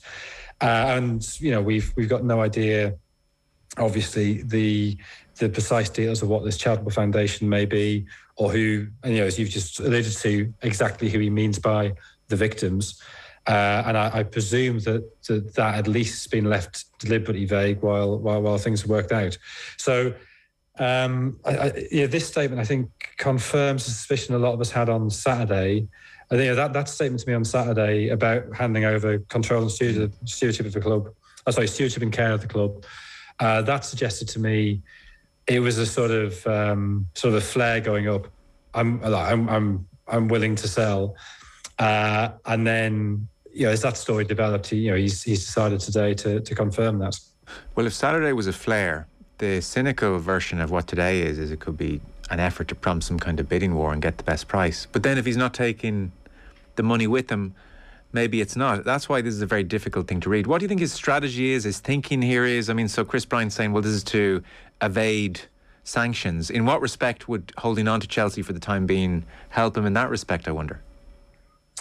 I don't really know. I mean, I because if he's, again, it comes down to what this net proceeds means. But if he's essentially, giving up any income from that, any revenue from that, then what's the difference if he sells it or if it's somehow seized by the British government? Yeah. Which I have to say is I know there's basically an optical difference and there's a moral difference, but I have to say I find it, the idea that the British government would seize a football club off somebody seems. I suppose a lot of this seems pretty far-fetched till it happens, but that would seem a very strange move. It's seizing a building of somebody. I think there'd be widespread support for that. But if Chelsea fans would understandably, I think, be furious if suddenly their club is I don't know, effectively nationalised. That would seem a very, very odd thing and something entirely out of keeping with how Boris Johnson and this government has behaved. So I think essentially this is you can read it two ways. You can read it as totally at face value, that he wants to do the right thing and he wants to give this money to the victims in Ukraine, or you can see it a bit more cynically, or somewhere in between, that it's a way of sort of trying to say to people, look, I'm actually one of the good guys here. Don't blame me for this, and please don't freeze all my other assets. Is there any sense, Jonathan, of what the feeling at the club at Chelsea has been for the staff? You know, everyone who's in the hierarchy who's not Abramovich, and I appreciate he has a couple of his sort of connections high up there at various parts of the club. But is there any sense of what their feelings have been since Saturday, or even a sense of what was being briefed, or what the general sort of vibe coming out of the club was? Not really. I mean, the only person who's spoken, as far as I'm aware, is Thomas Tuchel, who, for 3 or 4 questions was quite happy to try and deadbite everything, and then obviously got a bit irritated that the questions kept being asked. But I could see that from both sides. I think journalists absolutely had the right to ask those questions, particularly if nobody else at the club is being put forward. But equally, I can see Tuchel thinking, well, come on, I've answered this 3 or 4 times already. How often are you going to ask this? Yeah. So I don't know. I thought that was one of those instances that happen in, if you go to press conferences, you see that kind of thing repeatedly. I didn't think his reaction was the big deal there. And he was, although I think he has a responsibility to answer those questions in his role as manager, he's taken the money from Abramovich. I also felt the club had put him in a slightly unfair position, which may be because they knew this was all going on behind the scenes, and they were using Tuchel to sort of try and deflect attention. But in terms of what Marina Granovskaya, I mean, she never speaks. We know she's there in the background. We know she's very well respected in football. Or Eugene Tenenbaum, who is Ukrainian. In terms of what they think, we don't know, but then we haven't known what they've thought for 19 years. So that's nothing particularly new. It's quite hard to get a read on Abramovich for obvious reasons. So I think we're all well aware as to how various oligarchs came into their money, and there is outright hatred of them across Russia for obvious reasons. So there's that. And then there is, I suppose, Jonathan, the rather complicated business of maintaining a relationship with Vladimir Putin. And Putin changes over time, maybe you change over time. Putin invades another country. That puts you in a very precarious position. And so when he says lines like the foundation will be for the benefit of all the victims of the war in Ukraine, I mean, my instinct was to say, he's including Russian soldiers in that. So he's, sneakily working that in there. But then that may well be for more complicated reasons, as in, I don't know what his relationship with Putin is, or what he feels he has to, what kind of a distance he has to keep with Putin. There are all of these things going on, and I can't get a read on where Abramovich's moral compass is at the moment when it comes to what's happening. Yeah, I think there's sort of 3 things there cropped up in what you said. So the first is, I don't actually have a problem with this idea of there's general victims in Ukraine, because from what we hear from Russian soldiers, that a lot of them don't really seem to have had a clue what was going on. A lot of them are very young. They are also victims in their own way. Yeah. So in terms of providing healthcare or looking after their families or whatever, I would not have an issue with that at all. And I think particularly if you are Russian, it would be a totally reasonable and logical gesture to give the money to both sides. We not only don't know what his relationship with Putin is, we're barely allowed to talk about it, because every time he does mention even very, very loose terms that there might be a relationship or a link there, you get sued. So we've seen that with the Catherine Belton book, Putin's People. Yeah. I've had problems. I say problems, that makes it sound like I'm being critical. I'm not.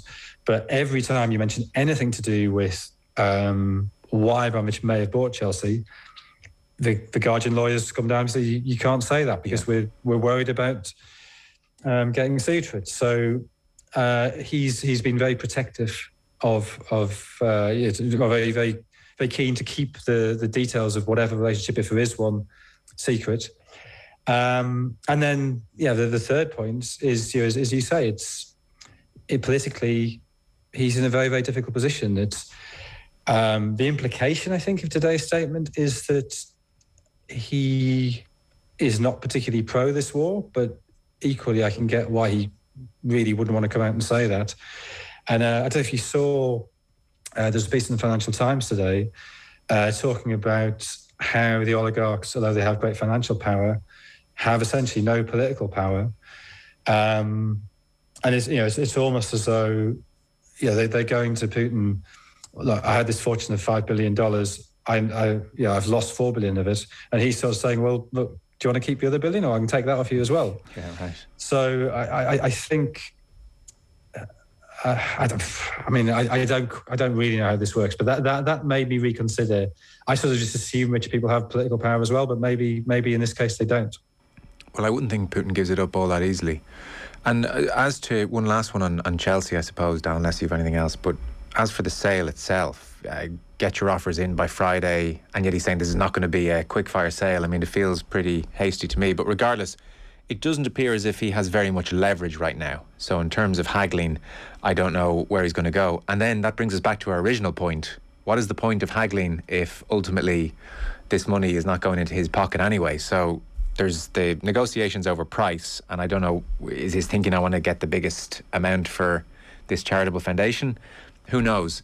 But then there is the point of, in terms of interest, like, I don't know about you, Jonathan, if I had the cash, I wouldn't be thinking about handing over billions for an asset belonging to an oligarch right now. I just feel like that would be tricky territory to get into. I mean, it's hard to know what level of interest there will be. It does seem as if Hans-Jörg Weiss and Todd Bowley are genuinely interested, but I don't know beyond that. Yeah, I mean, I guess the fact that it's going to this charitable foundation, whatever that means, that does slightly ease that issue of handing over £2 billion or £3 billion, whatever, to an oligarch, in that you're actually handing it to a charitable foundation. So I guess that does, as and when we know what that foundation is, that does sort of smooth that path slightly. I think there's other reasons to be slightly cautious about the value of Chelsea. Kevin Maguire, the football finance expert, he made the he valued the club in 2020 at £1.2 billion. So not 3 billion, but 1.2, which is a lot lower than the figures being talked about today. I don't know. I mean, obviously it's not relevant because he's writing off the debt, but I don't know if that was 1.2. Assuming you then take on the debt, in which case it will be 2.7. You've also got the issue that Stamford Bridge is small for a club of Chelsea's stature. OTB AM. With Gillette. Get into your flow with the new Gillette Labs razor with exfoliating bar.